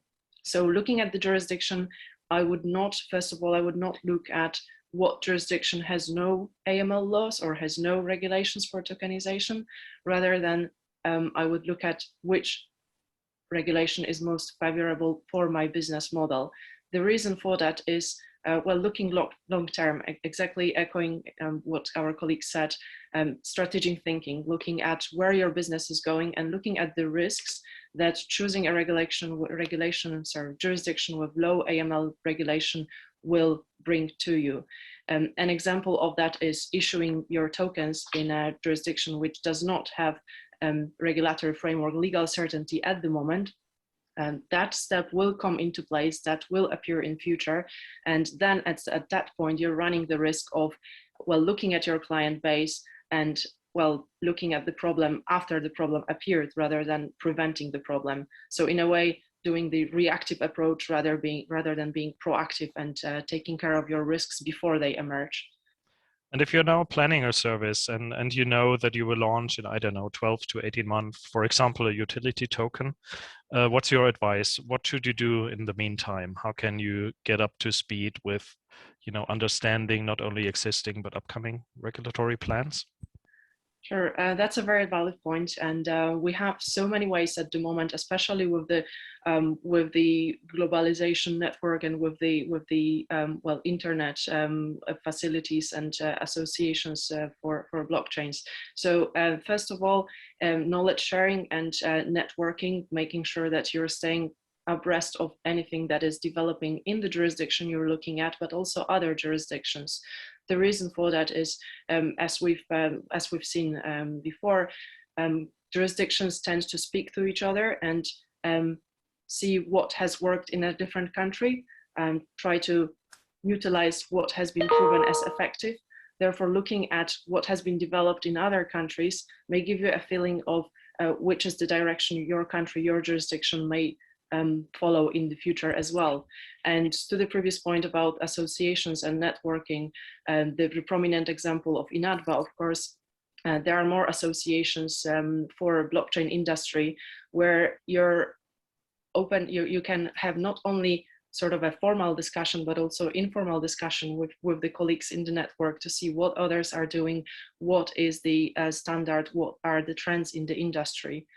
And to that point as well, the importance of participating in public-private sector dialogue. So again, to the point that Mark was mentioning in the very beginning, there are channels for expressing the feedback from the private industry to the public on the regulations. And this is something that is still, I believe, underutilized. Looking at your experience, is there any specific file or paper that you can recommend that people should look at right now? Anything that came out of one of the markets? Right. There's loads of different papers depending on really what you are what you are interested in. Is it a regulation at a broader sense, or is it specific AML regulation? The most recent one that comes into my mind is the World Economic Forum paper on the regulatory approaches for crypto. I think it came out literally last week.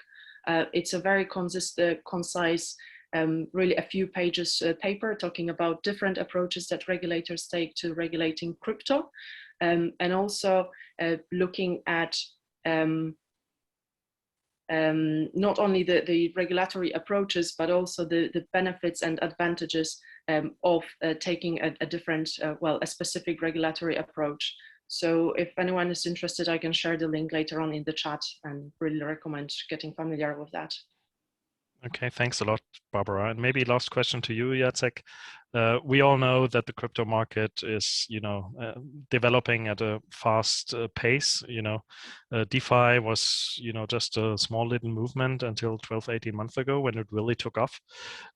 So if you start off thinking a new service and you need to, hire some vendors, what's, from your point of view, the value in tapping into partners that are pre-integrated, like ourselves, for example, but certainly we're not, having an exclusive partnership, so everybody needs to work with everybody.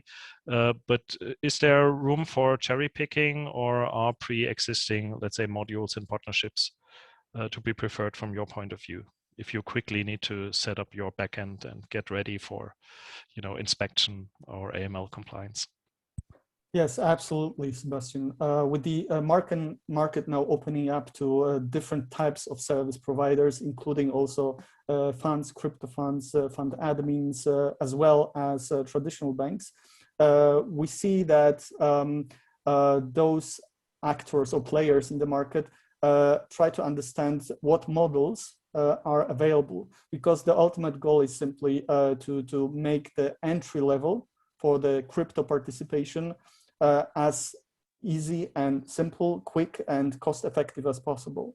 So with that in mind, in my previous contribution, I mentioned that not everyone wants to develop the entire departments dedicated to compliance on crypto. The same applies to technology, to infrastructure. Obviously, there will be some players with vast infrastructure, and integration projects need to be dedicated to them.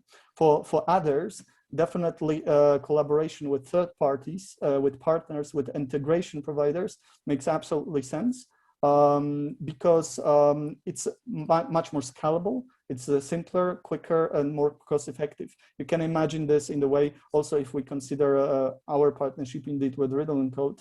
If there is a pre-integrated API connection, and both parties already understand the methodology, the process workflow, it is much easier than to interact with the end customers, the clients, and understand their needs specifically. So this makes simply the process, the entry level, the barriers to enter the crypto space much more efficient. Thanks a lot, Jacek, for your closing words.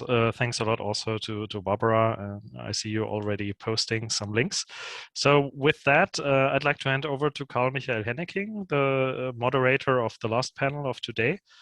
Karl-Michael is with Untitled Inc., and he's, one of the leading experts and commentators on the business. So I'm really glad that he now takes over the cross-industry pan-European panel, including another lawyer, Nina, hello, and some colleagues from different industries. Karl-Michael, over to you. Yes, thanks, Sebastian, and welcome from my side to all the audience, and definitely to my esteemed panelist colleagues here. As you already said, with this panel, we want to move beyond the financial service sector focus and look at other industries. And so it's great to have Nina Siedler from DWF here with us. Definitely an expert in not only in financial services, because she's also a founding member of the Bundesblock, the German Blockchain Association. We have Anthony Day with us from IBM, blockchain partner at IBM Services. I think you can definitely contribute with regards to all supply chain related aspects. And blockchain won't save the world, I think is your podcast you're running. So it would be really interesting who could save the world in the end. And we have David Palmer with us here, right? Blockchain lead IoT at Vodafone. So we have a telecom view as well. And Jens Strücker, who is professor at the University of Bayreuth, professor for information systems and digital energy management. So we have the energy focus here as well. So very warm welcome from my side to all the panelists. It's great to have you here, here on stage. Now, my first question maybe is a totally personal question, or you can interpret it the way you would like to interpret it. CryptoPunk, 5,000 first 5,000 days. EtherRock, Bored Apes, or you have any other NFT, digital NFT preferences? I start with Anthony. You seem to have a clear opinion on this.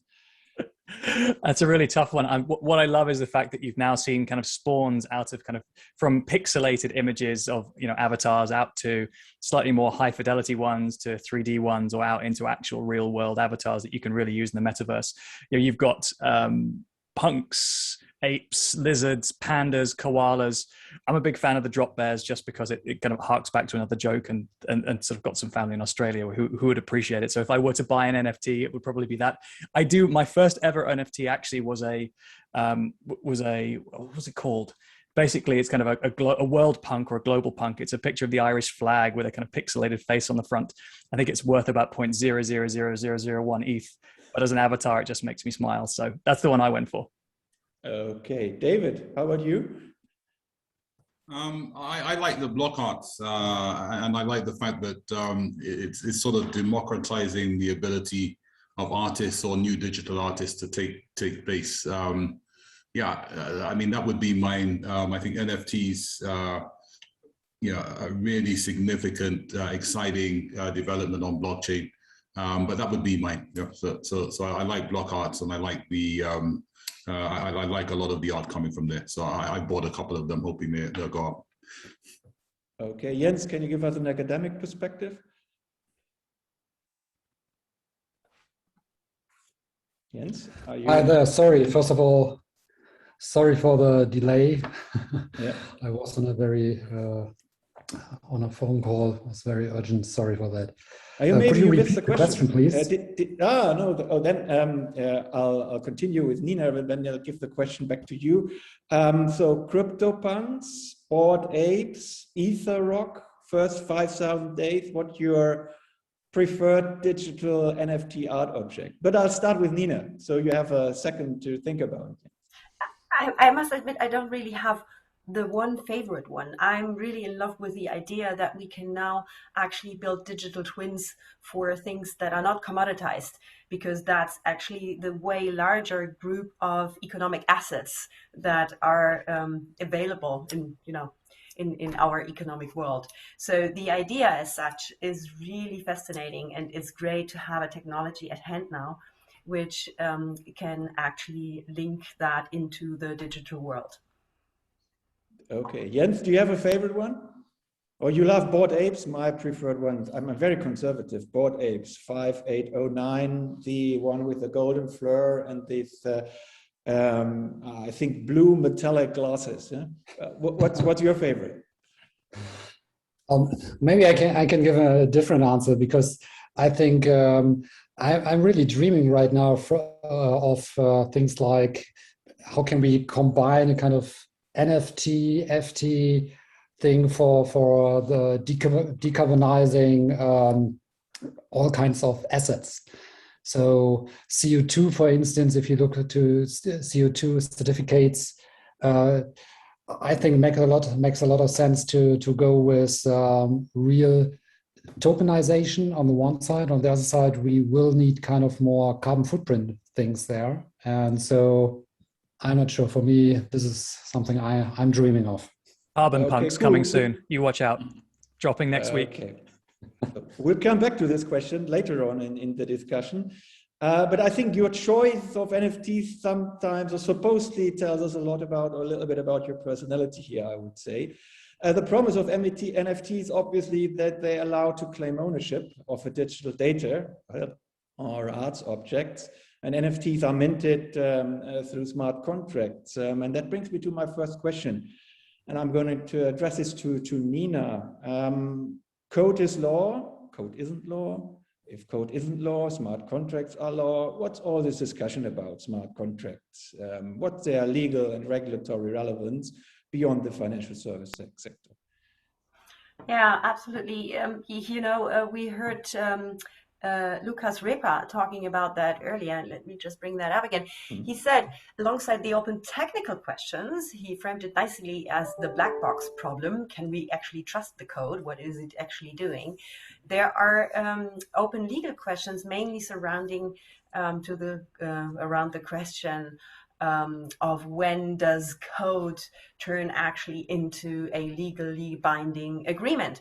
And I personally believe that each single jurisdiction can actually answer that question, more or less simply. But unfortunately, the issue is that the national answers are not aligned, right? Each jurisdiction potentially answers this question in a different manner.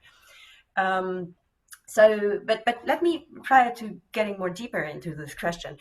I would like to draw your attention to an important distinction, which I would like to invite you all to keep in mind when you talk about smart contracts. You always need to make clear what you're actually talking about. Are you talking about a smart contract that is run centralized by one individual service provider, or of the very different scenario of a smart contract actually being deployed in a public permissionless system with no backdoor, no super user key or alike retained? So I think we really need to distinguish between those two use cases. And so maybe let's call them centralized smart contracts and decentralized smart contracts. So according to German law, specifically in the centralized smart contract area, a contract may be closed by factual acts, like offering a smart contract on the one hand by a provider and using the smart contract by a user on the other hand. This may very well result in a legal contract, based upon conduct implying the respective intent. So that certainly applies to centralized smart contract.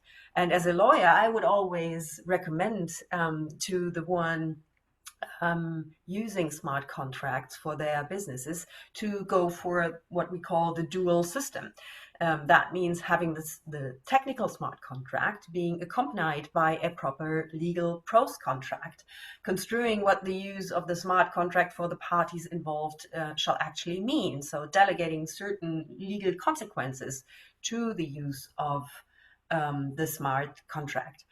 Then obviously it becomes more difficult when the smart contract is not centralized, but run in a truly decentralized fashion, so that we must assume that a centralized service provider is actually missing. So a popular example for that are the AMMs, the automated market makers. If they are deployed in a decentralized fashion, then you actually end up with huge legal questions what that means. So first of all, and if Lukas is available later, I would love to address this question to him. When are actually legislators and regulators ultimately willing to accept the lack of a service provider for any given decentralized smart contract? What are the minimum requirements under which they will not try to encumber that merely technical system with a financial or otherwise regulation? And the other question is, are users using those decentralized smart contracts simply acting on their own risk? Or is there anyone left they can turn to for a recourse in case something goes wrong? So for example, people advertising for such AMM, or in case initiators build in like a fee model which creates profit for them, despite the fact that they cannot amend or stop that smart contract anymore. Is that sufficient to still get hold of them? And that is like the gray area we still have in the smart contract phase, plus the urgent question of aligning the jurisdictions. Because, you know, for the economy, you can simply not handle that smart contract, specifically if used by consumers, are subject to 27 member states' national laws. If you would briefly answer this for Germany, very briefly, which kind of laws are involved here? Which kind of regulatory platform we are talking about? Oh, there are tons of laws involved in smart contracts. So first of all, obviously the civil law, which outlines when a contract is concluded and how to construe such contract once it is concluded. Then depending upon what type of tokens are concerned, in Germany, nearly every token is a financial instrument. So you will certainly touch the financial regulatory rules. And then obviously data protection kicks in quite quickly. You know, you can discuss forever if hashing anything actually helps, or if like the public key is already a personal data, depending upon you know, who owns that. Then tokens. You know, what are actually tokens? I will hopefully have the chance to come to that later again. But, you know, according to German law, a token is basically a nothing. It's not protected like a right or like a physical object currently.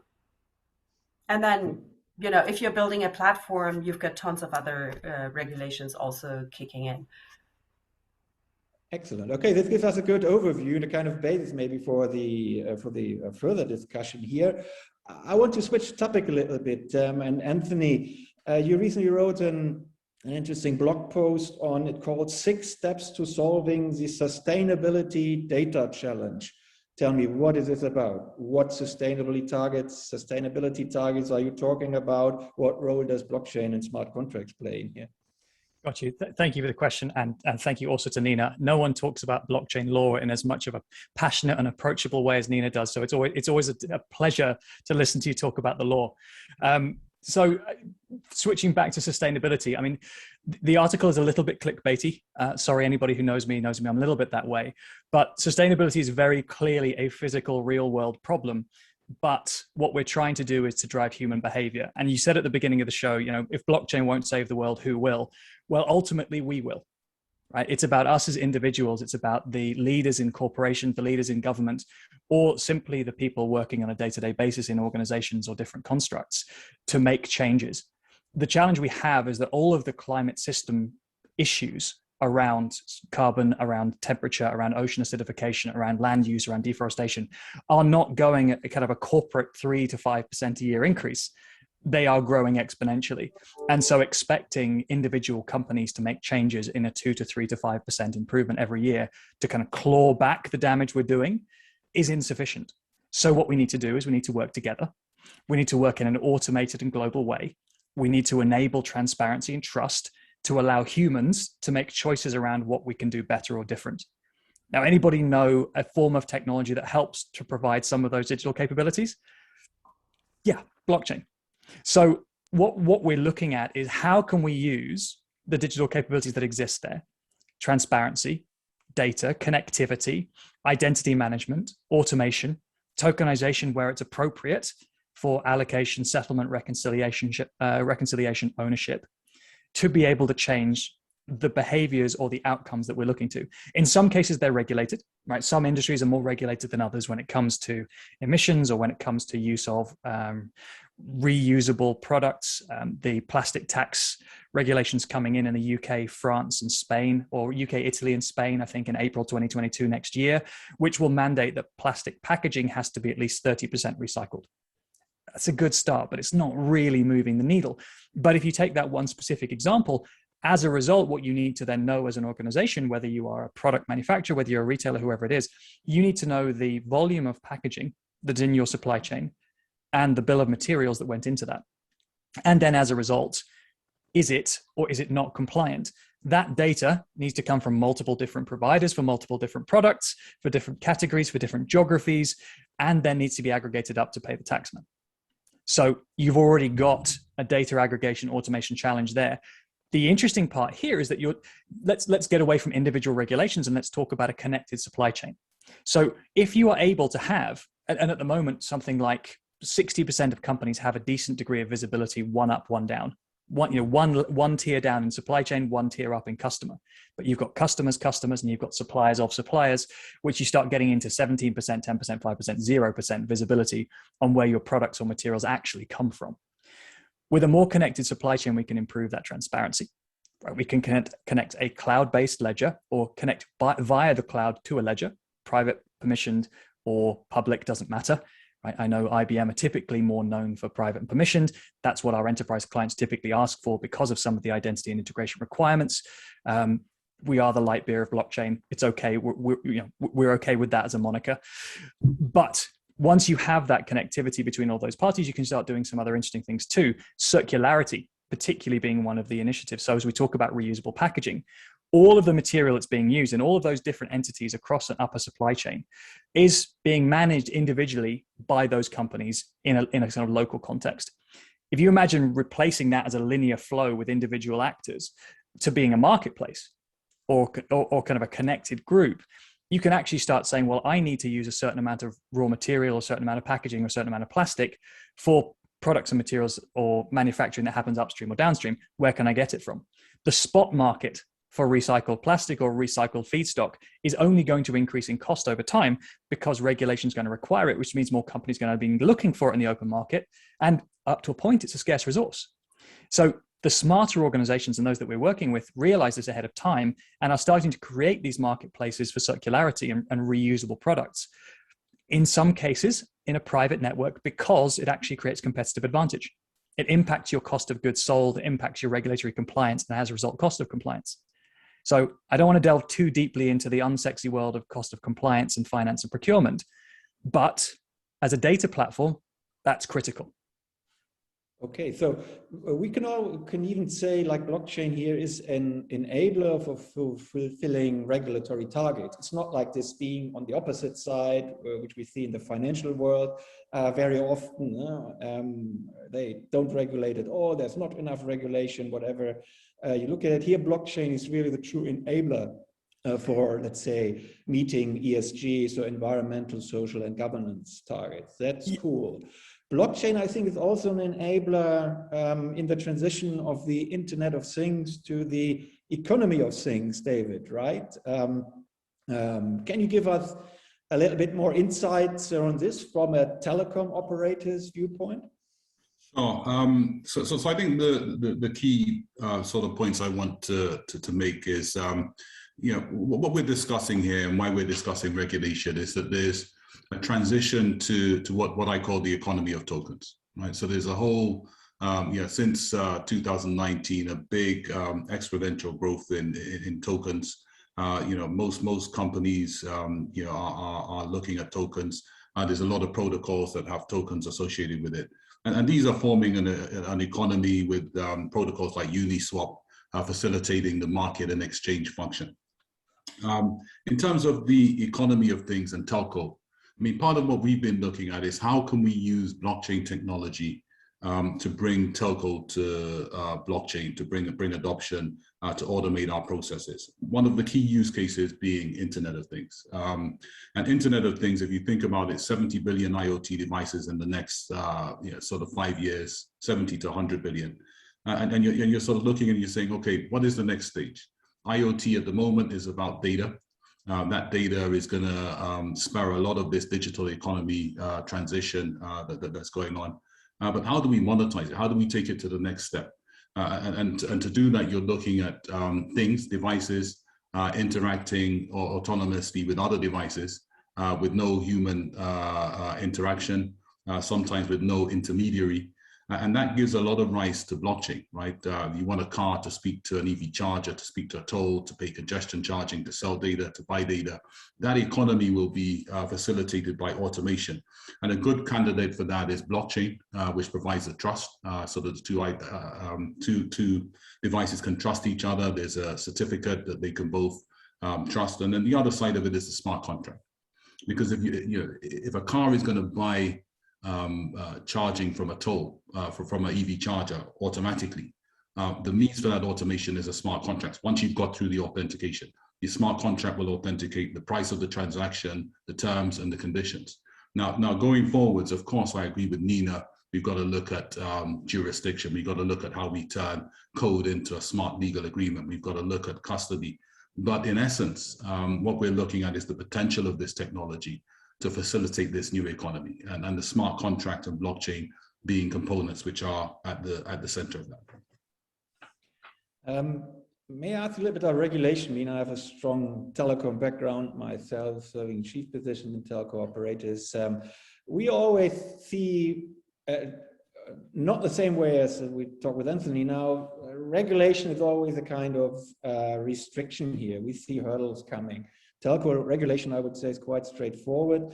The regulation with regards to blockchain is, I would say, still in a kind of immature stage, if I phrase this. In this transition from the economy of the Internet of Things to what you call the economy of tokens, or the economy of things, economy of tokens. How do you see regulation play a role there? I mean, but you have telco regulation, which has certain GDPR issues as well, and then you have this kind of blockchain financial settlement world. Where do you see the issues or opportunities in this respect? I think regulation, and I think this conference is timely, is one of the key things that we ignore in the world of crypto. I'm a crypto enthusiast. I also work in regulation. On the crypto DeFi side, we know regulation's coming. We know, if you look at Germany, France, the EU last year, that there's been some stab at regulation.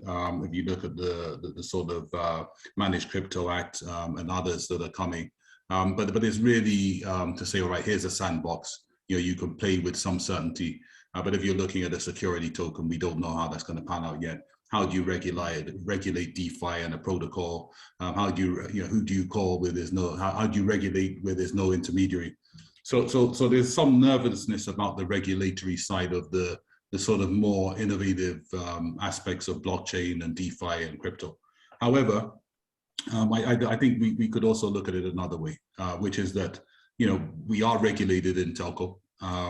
There's some things that we are regulated to do. So in terms of providing credit, in terms of our cryptography being trusted, in terms of our finances, and maybe if you're looking at utility tokens, and you're looking at tokens that support things like the economy of things, we can play a role. And part of that role is to maybe help manage the transition. I personally don't believe that we're going to have a big bang to a token economy. I think it's a transition, and I think in that transition, tomorrow in the economy of things won't be paying in tokens all 100% of the time. Maybe that's going to be a 10% of the time to begin with, and the majority of it will be using real world transactions like payment cards and bank transaction.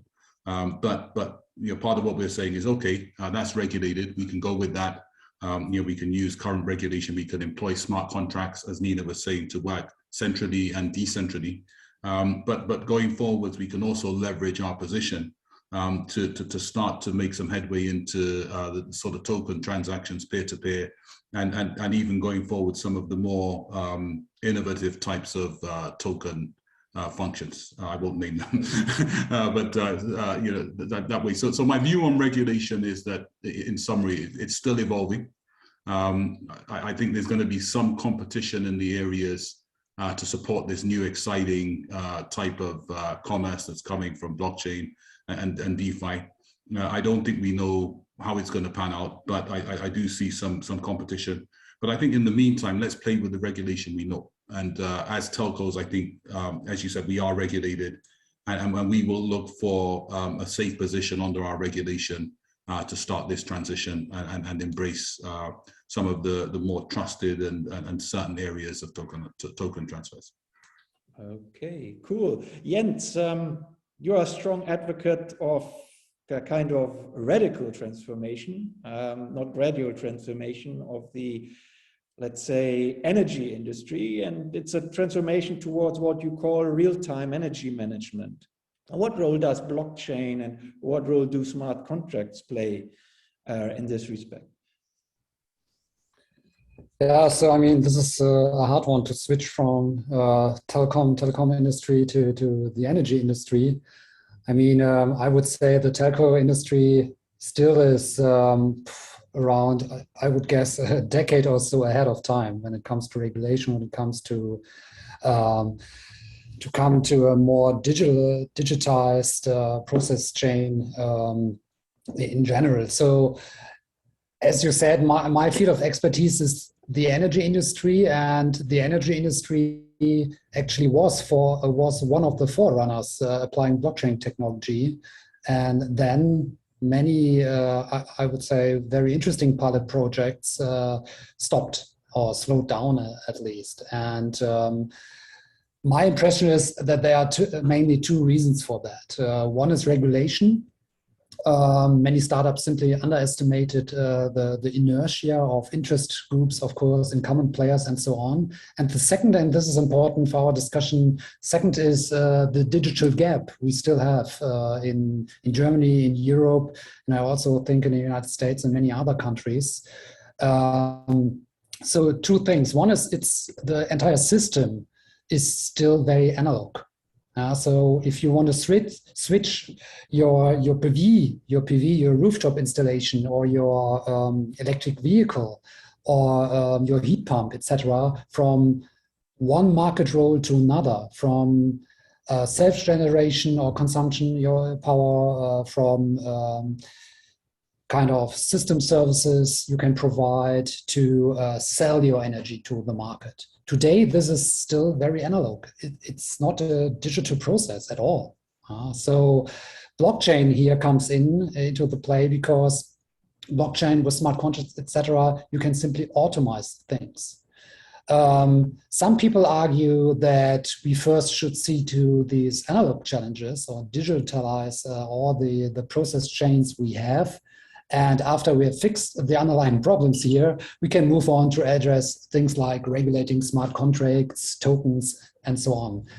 I think the specific energy regulation challenges here are closely interconnected, connected with all the things for the regulation regarding tokens, smart contracts, etc. So this means we don't have to wait.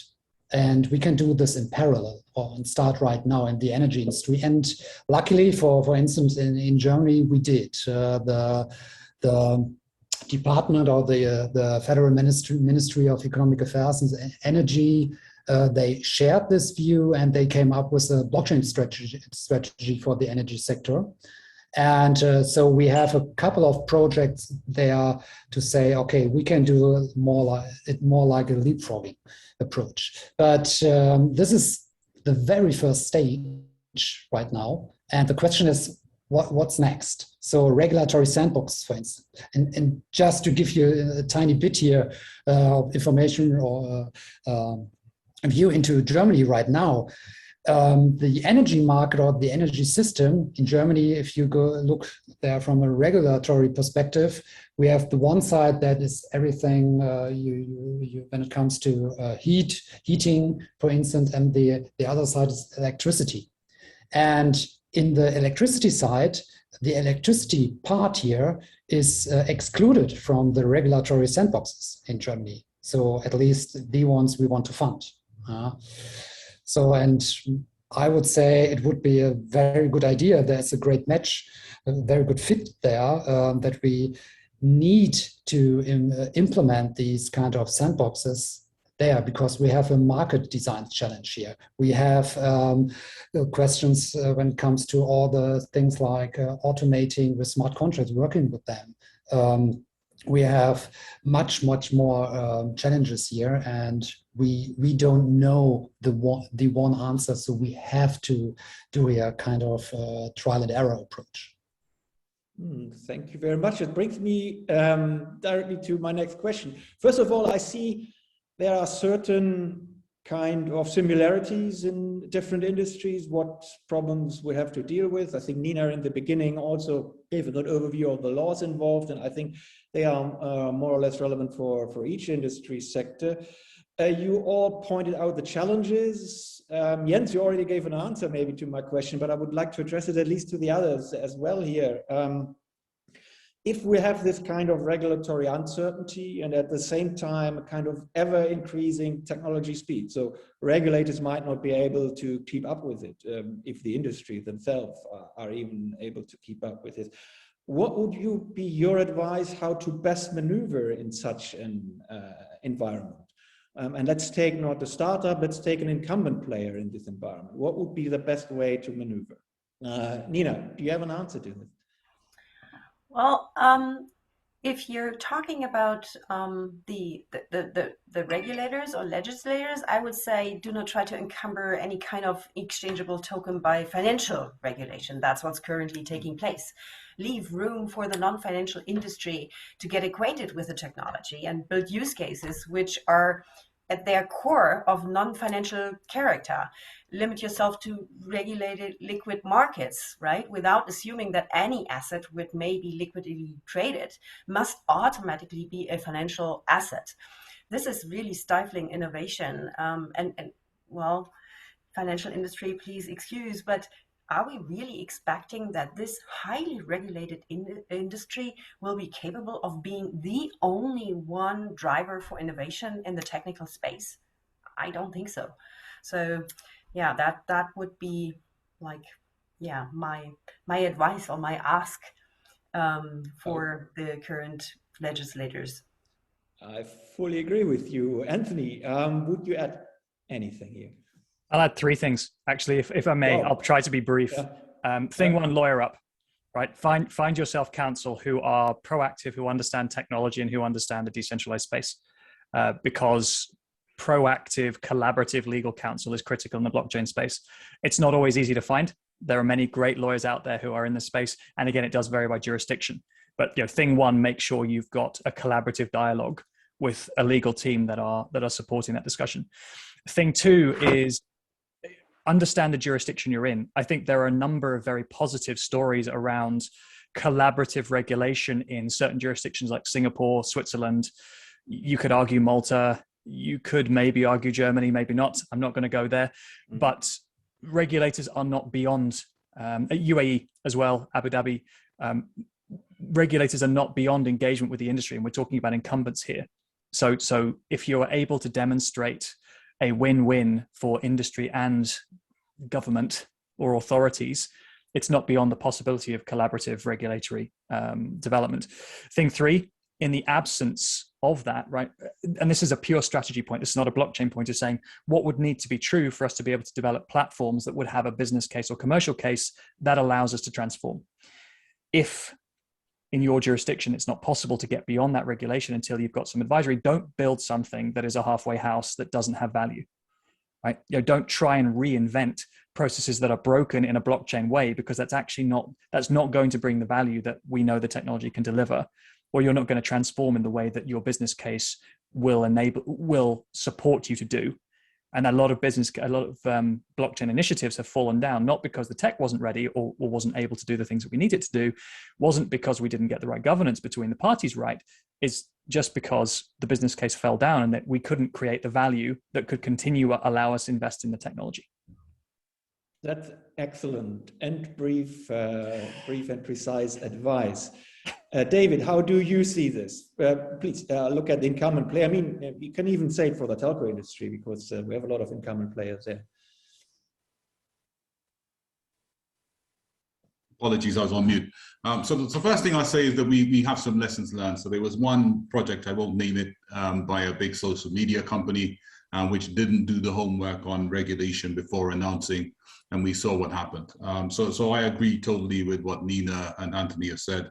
I think you've got to take a two-layered approach. I think one of them is embrace the innovation of this. There's huge potential in tokenization, blockchain, DeFi, and these types of technology. And I think incumbent players who are looking for new business models, new business opportunities, should keep an eye and keep invested in these technologies.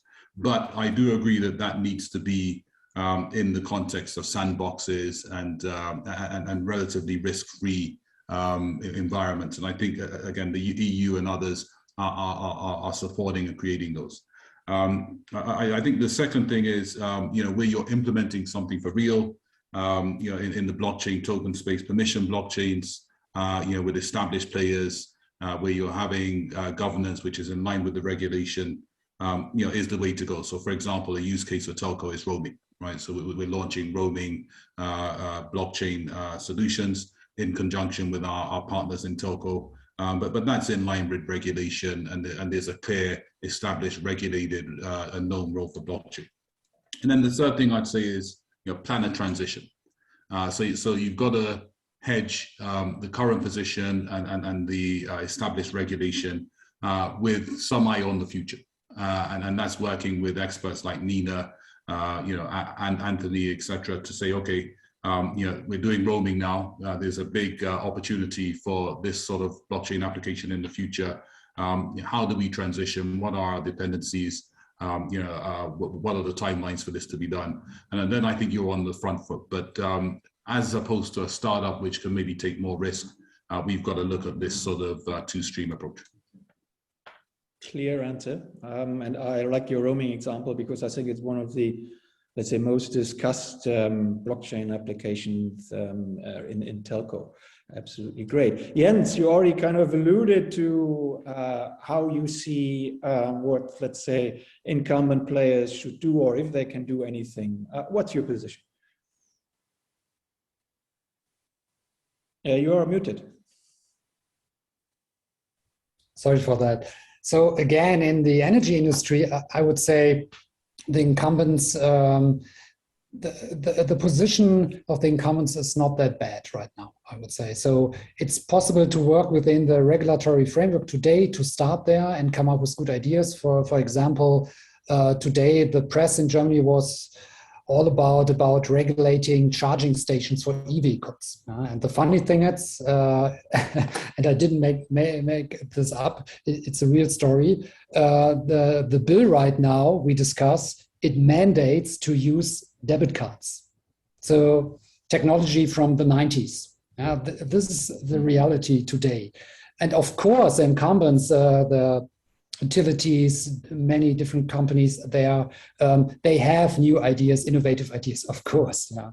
So, but this is, I would just mention here the thing of maybe an aspect, maybe it's also relevant to look at the regulators themselves. So maybe we should innovate, see more innovation happening there. So it would be a good idea to push them a little bit. And it's a good idea to think about regulatory sandboxes, but that's not all. So there's much more in it, right? So the regulators themselves, they should come up with new ideas and learn from all these new tools like a regulatory sandbox, and we have a lot of different ones there we can make use of. We need systematic learning there. This is very important from my perspective. Okay, so this is a call out for regulatory capacity building to provide the right framework and guideline for the blockchain industry. So cool. I think we are almost approaching the end of this conversation. My personal takeaway, I don't want to repeat the discussion. I think all of you gave super valuable insight here, but maybe a little bit boring or stealing from Anthony. I think it's not regulation, it's not technology. I think to unlock the full potential of emerging technologies, it's people that matters. And in this case, a big thank you to all my panelists for sharing their views and insights here. Definitely, it was a big pleasure. We can go on talking another 2 hours, but I think Sebastian wouldn't allow us to do. Thank you to our audience for listening. I hope you enjoyed the discussion, and thanks to Sebastian and the Riddle&Code team for organizing this event together with Disrupt Networks. And with this, I hand over to Sebastian again. And I directly hand over to Aishnur. She has collected some of the questions that came in through the chat box, and we'll try to answer them collectively.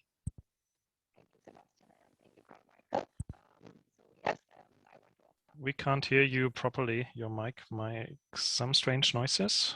Or was I the only one? Can you hear me now?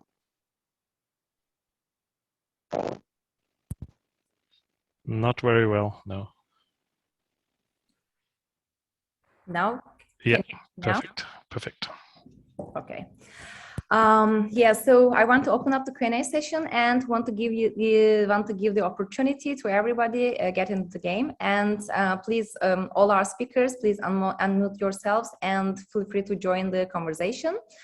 I just actually have written down the questions came in, and you know, we already have discussed the regulatory applications in DACH regions, and there was also another interesting question about the applications in all Europe in specific countries. At the moment, you know, many countries are coming up with their own regulations with regards to digital assets, and all of these individual approaches compatible with MiCA. So are they compatible with the MiCA, or will this lead to challenges for the harmonization under MiCA? So maybe I picked that one up. The idea behind MiCA is that it is a regulation, which means that it is directly applicable in all member states. So it will overrule national legislation that doesn't conform to MiCA. The question, specifically now from the German angle, where we like to gold plate everything, is you can already tell that the definition of our crypto asset in the German banking law is wider than the one in MiCA.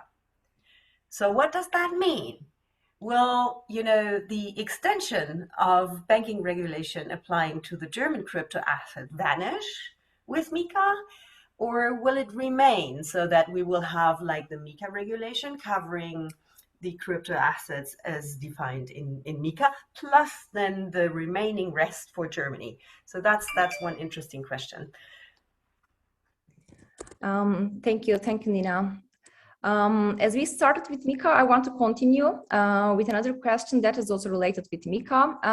MiCA does not directly address anti-money laundering and CFT risks, but expects crypto asset service providers to comply with FATF and 5th AML directive to ensure the crypto are not being used for illicit activities. So how is that going to be supervised on national level, especially in Germany, and will be the legal basis to take these actions or any sanctions?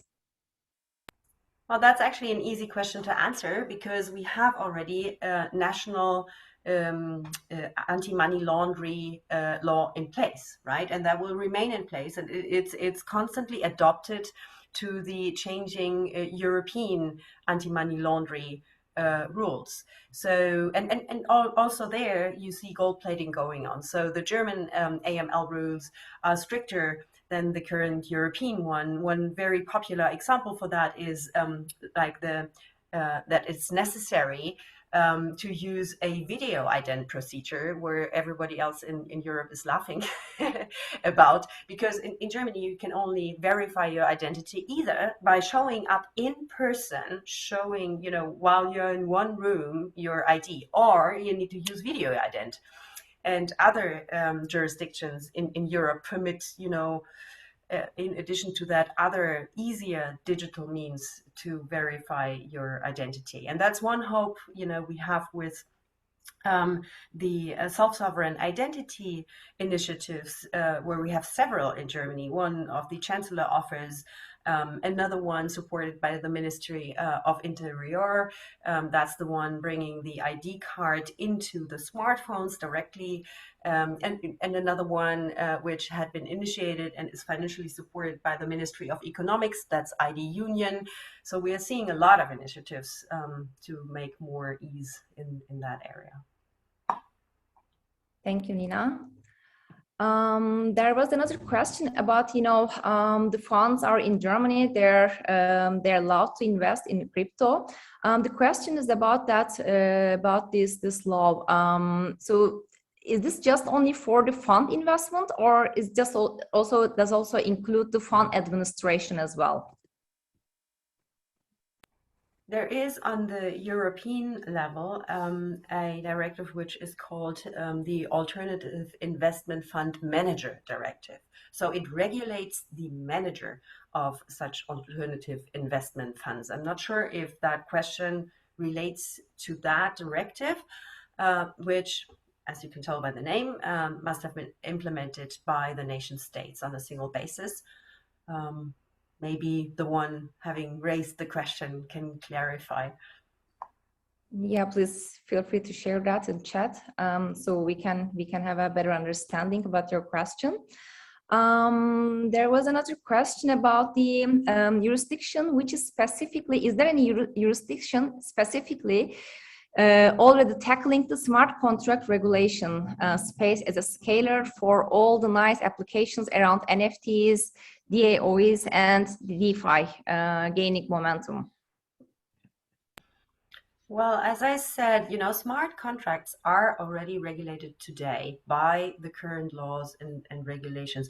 One which may come into my mind is the new law on DAOs in Wyoming. So that might be an interesting space to look at, because they try to specifically get their heads around these questions.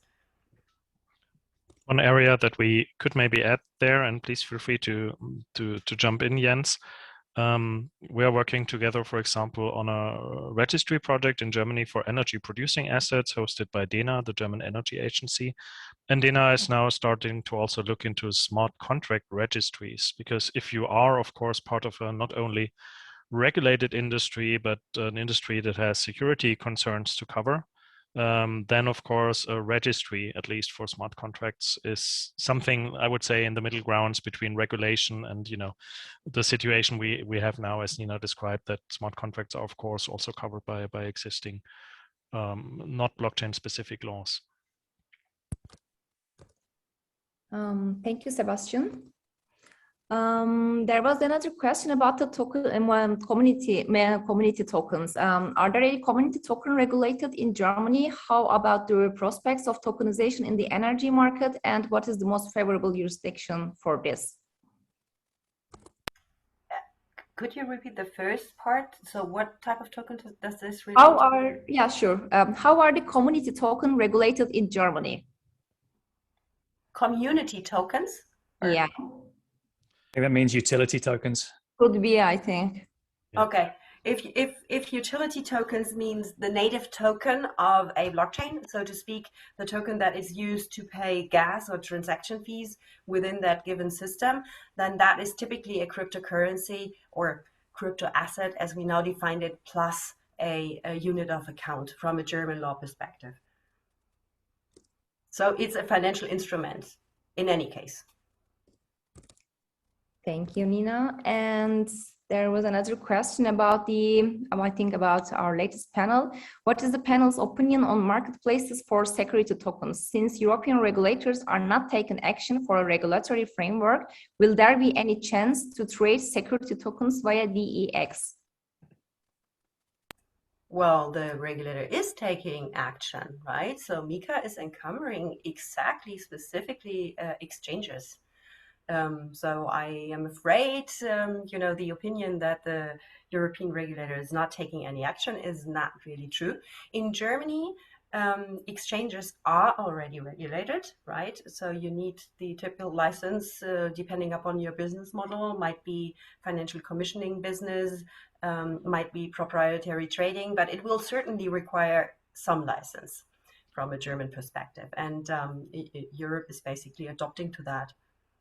And if we talk about decentralized exchanges, then of course there are some discussions currently underway whether a group of developers are, going to be held responsible. But it depends, I think, on the commercial structure of the business. And then quickly, of course, it has to play along the lines of regulation for, let's say, centralized exchanges that are registered in one country, such as Nina pointed out. Yeah, that's exactly the really interesting question. What makes a decentralized venture decentralized enough to be outside of regulation? That's really the core question in this whole scene currently.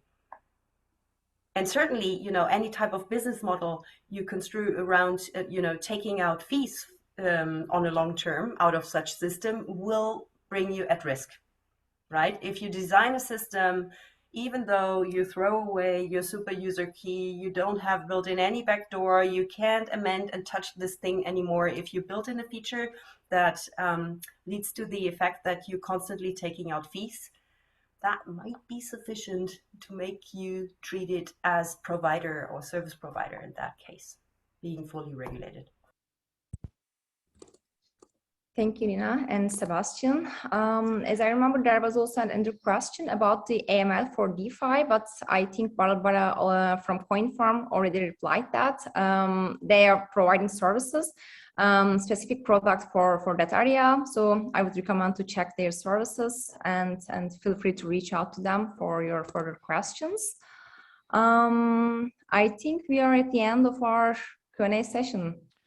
That's perfect, just in time for my next meeting. I hope most of you will have a lunch break before they have to, jump into this afternoon's business. So thank you everybody for joining and staying with us. We know it's quite a long session, but as you all realize, we only scratched the surface and we could go on for hours. That's also one of the reasons why not only Carl Michael or Anthony are for sure recording additional episodes of their respective podcasts, but we will also, currently start or immediately start to prepare our next webinar. So please watch out for it. You can subscribe to our LinkedIn page, or you will receive emails from us or the organizers. The next one in October will most likely be around, financial solution architecture. We talked about EPSI a little bit, so we are trying to cross or build the bridge and then cross it together between the financial systems that we see in the banking industry and in the fintech space today, and what corporate treasuries or corporates will need in the future to enter into circular economies, for example, based around tokens. So with all of that, thanks again, not only for our fellow speakers today, but for all of you joining. As said, the recording will be made available during the week, and you will all be informed. And we hope to see you soon. And of course, we do hope really that you were able to, take away some learnings today, and that you were inspired by these discussions. Thanks to all of you. Talk soon. Bye.